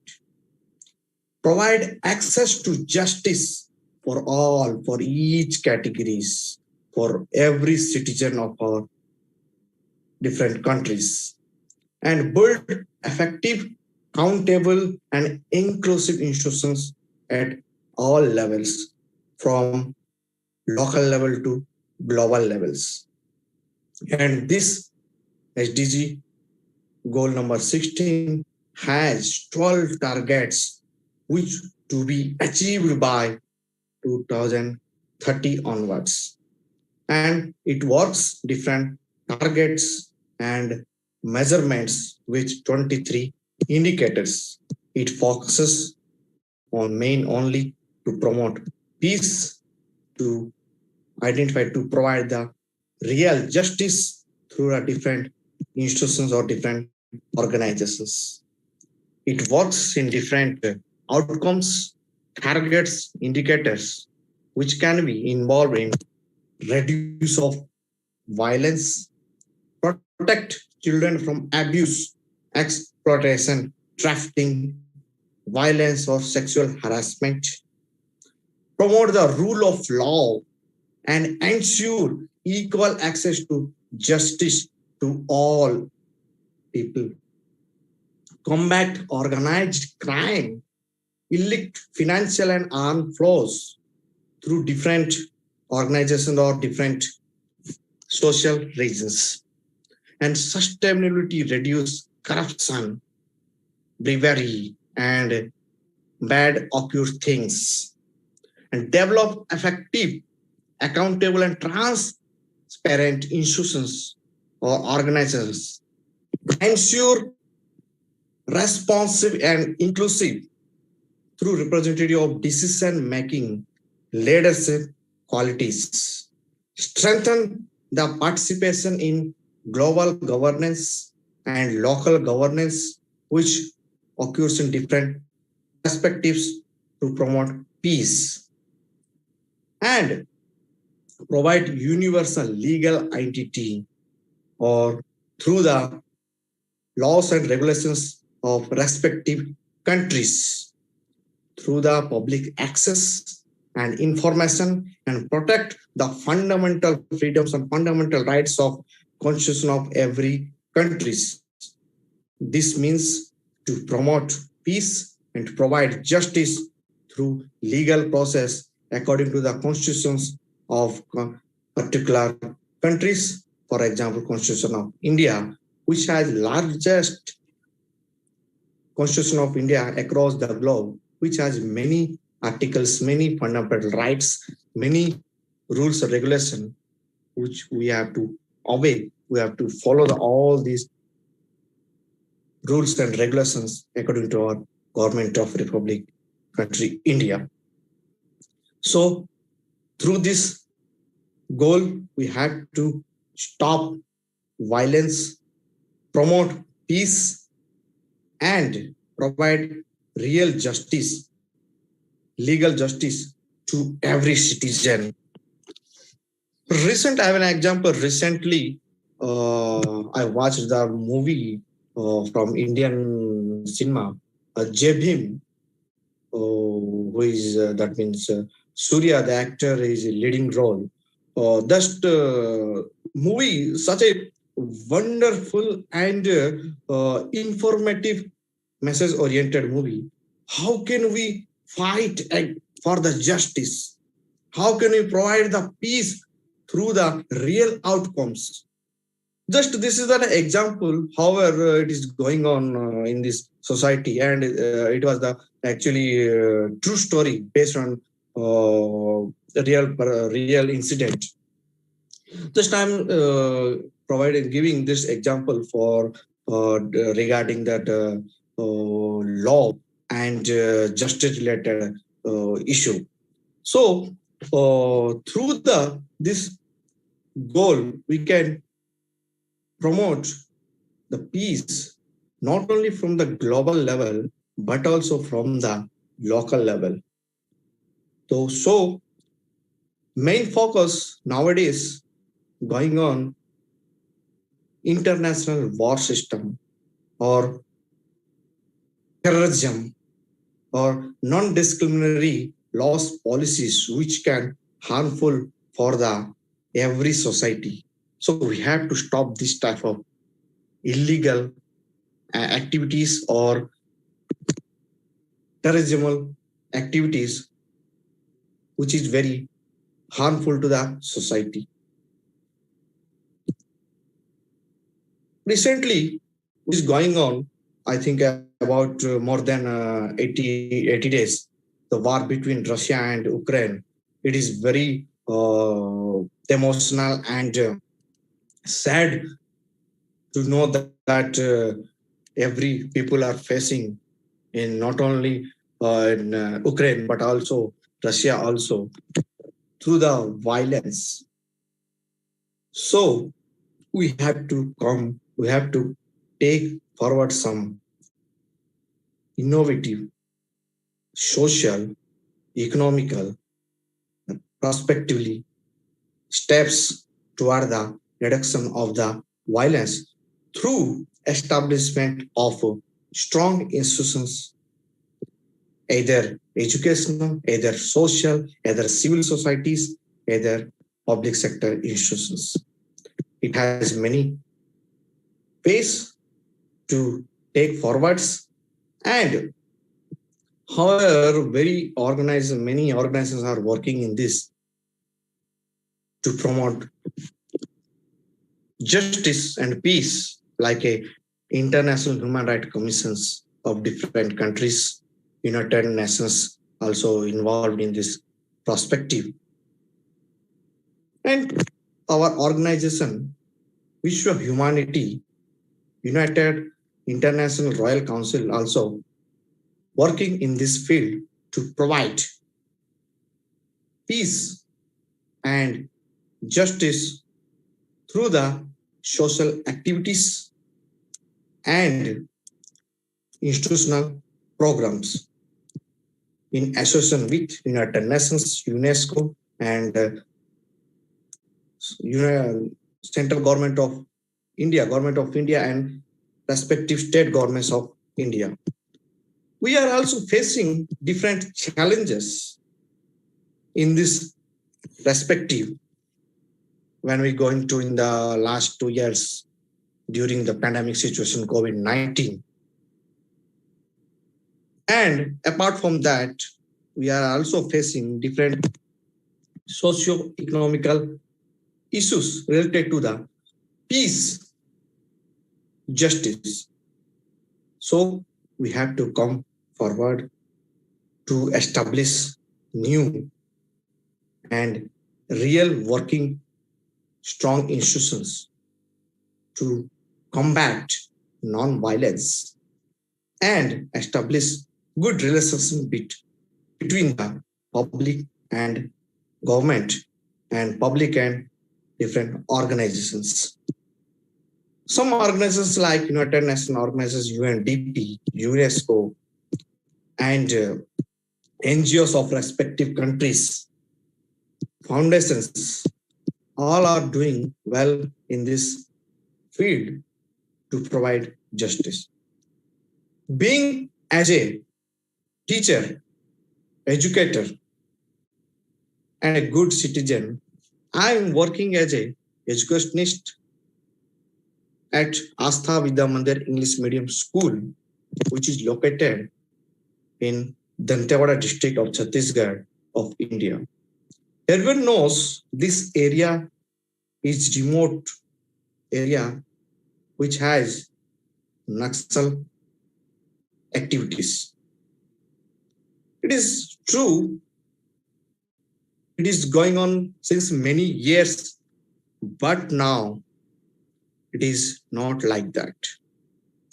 It is completely changed through many institutions like education institutions, many civil society organizations which are working in the field of promoting peace and justice. My institution, Astha Vidya Mandir, which provides free of cost residential facilities with quality of education to all people, especially Naxali affected people. That means the people, the children who are affecting the violence and socio-economical imbalance in the society, which is caused by Naxalites in this region, Bastar region of Chhattisgarh. We adopt these children who are orphan, who are affected by the Naxalites, who has no any parent relationship. We provide quality of education through the peace promotion and justice. It is just example which was established the education city in Javanga of Dantewada district in 2013, established by government of Chhattisgarh, and all the financial activities and other facilities are provided by NMDC Company Limited and respective district administration of Dantewada and the government of Chhattisgarh in collaboration with some sectors for government of India. So we are providing all the facilities at free of cost at local children. Why? Because since many years, there is no facilities such like a, even though single institution or single platform to provide quality of education in this area of South region of Chhattisgarh. So when government started this project to provide all the quality of education, certain changes are seen in through the different activities. Now, these children can speak English fluently. Why? Because when I joined in this my institution, they don't know how to speak even though in Hindi language. We tried very hard to teach them, to learn them. Dear honorable brother, through different activities. I'm sorry to interrupt you. Can you please round up very shortly? It would be great. We will go for both of things. Thank you. Definitely. So we have to confront to reduce violence and promote peace, justice, and through the strong institutions, not only government collaboration, but also civil society as a responsibility of every citizen. In this platform, I convey to everyone who are watching through the social medias, who are directly, indirectly. I work hard towards as my responsibility to provide quality of education or other aspects as my responsibility as a citizen of India. Thank you very much, my dear brother Noor Ahmad, for managing the wonderful stage as a moderator, and especially Lord Brother Rajarao Pagdipalli sir and Caroline Madam for providing wonderful opportunity to being as a speaker to share my small views.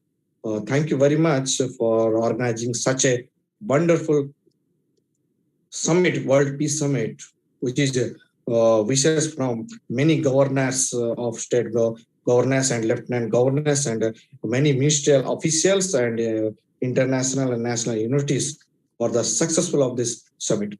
Thank you very much.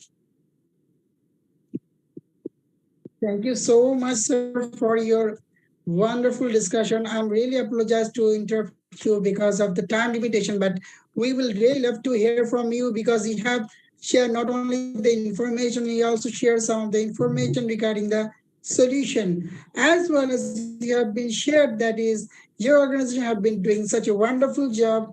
We will really wish that your organization will be the another iconic organization for all the humanitarian field. Thank you so much, Honorable, for being with us. With your words, I would like to share that is peace is not absence of war. It's a virtue. Thank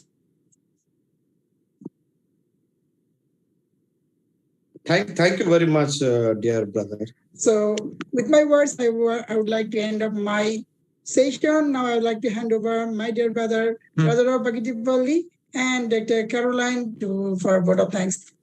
Over to you, brother.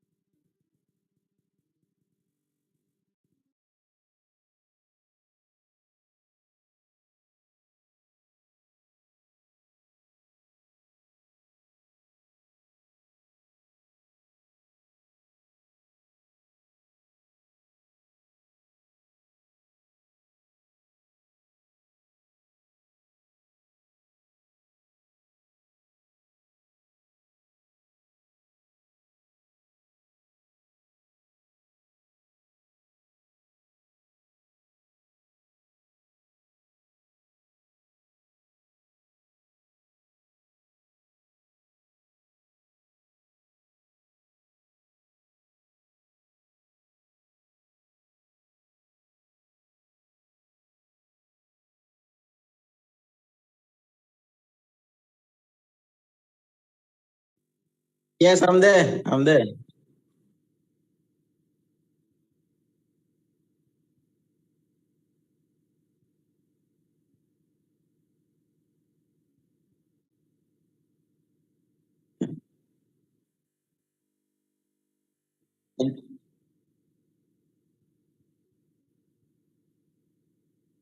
Thank you.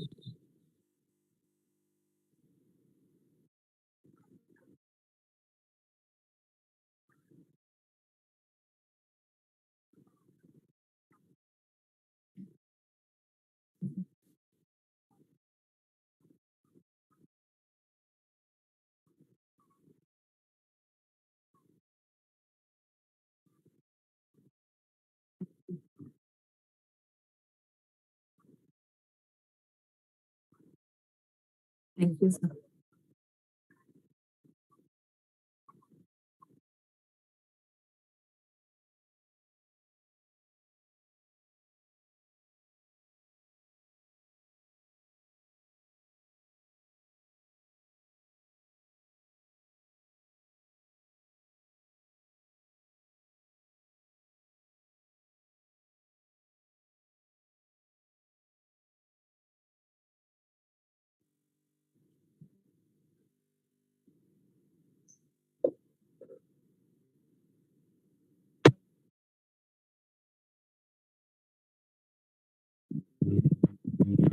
Yeah. Yeah, my pleasure. I was listening all speaker. Very along.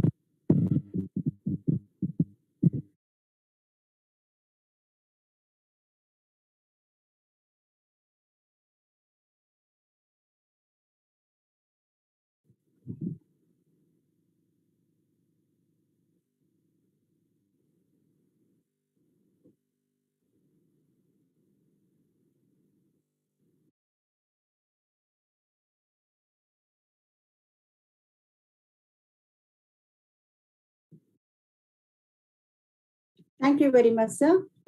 Today is a great day as we have seen all the legends on this Zoom platform and given us good insights, inputs. Really, thank you very much, sir and ma'am, being with us and making this day a special day. And it's very precious even for the future generation as you have given us, given them a very good inputs. I would like to thank from the bottom of my heart, Shri Rajneesh Kumar, sir. Thank you very much, sir. As a psychologist, you have said very beautiful insights for the future generation, especially what they have to do.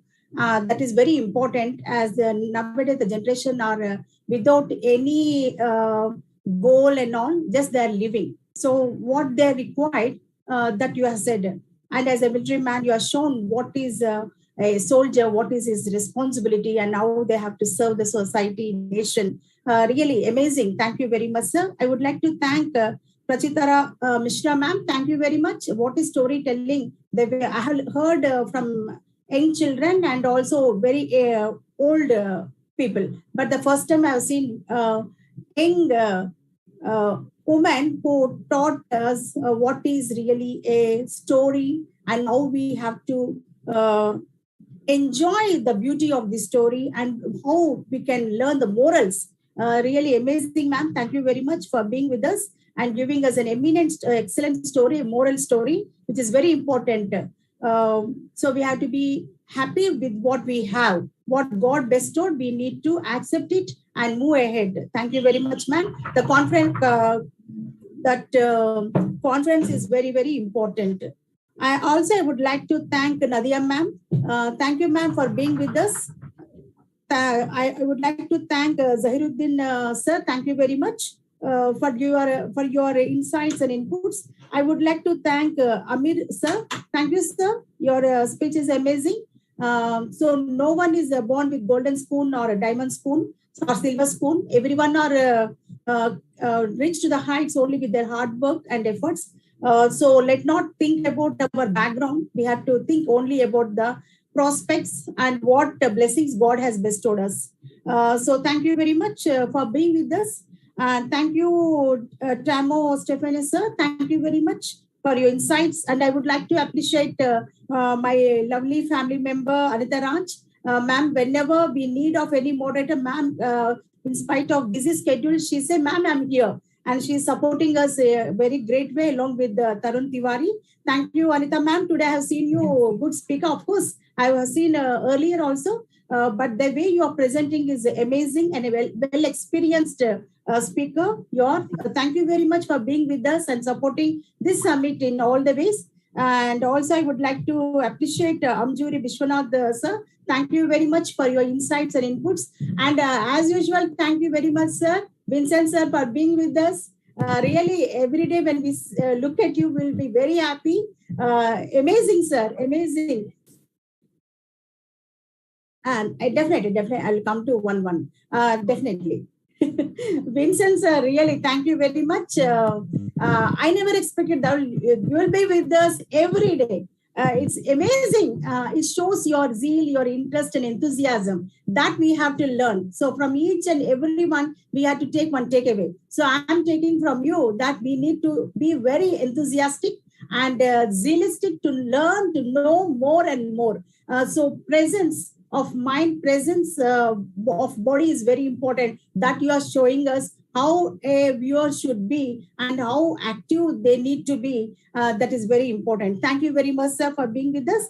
I would like to thank especially our moderators, host Noor Ahmed, brother. He always says yes. When I said, brother, we don't have any moderator today. No, I'm here. So sister, don't worry. So this kind of positive words I get from Noor Ahmed. Brother, thank you very much, brother, for being with us and making the summit, taking to the next level and making it a great success. And also I would like to appreciate Manvi Gupta. Thank you, Manvi, for accepting our request, and you have taken up the summit along with the note to the next level, as though you are new to our organization, but you accepted it immediately, and you, whenever we are, this is the second time. Thank you very much for being with us. And I would like to thank each and every eminent speaker, also viewers and also our supporters. Thank you very much. I would like to appreciate Dr. Ashok Gupta Garu. Thank you very much, sir, for being with us. Vishwanath Panigraha Garu, thank you very much. And also I would like to thank my brother, Dr. Rajarao Pagdipalli.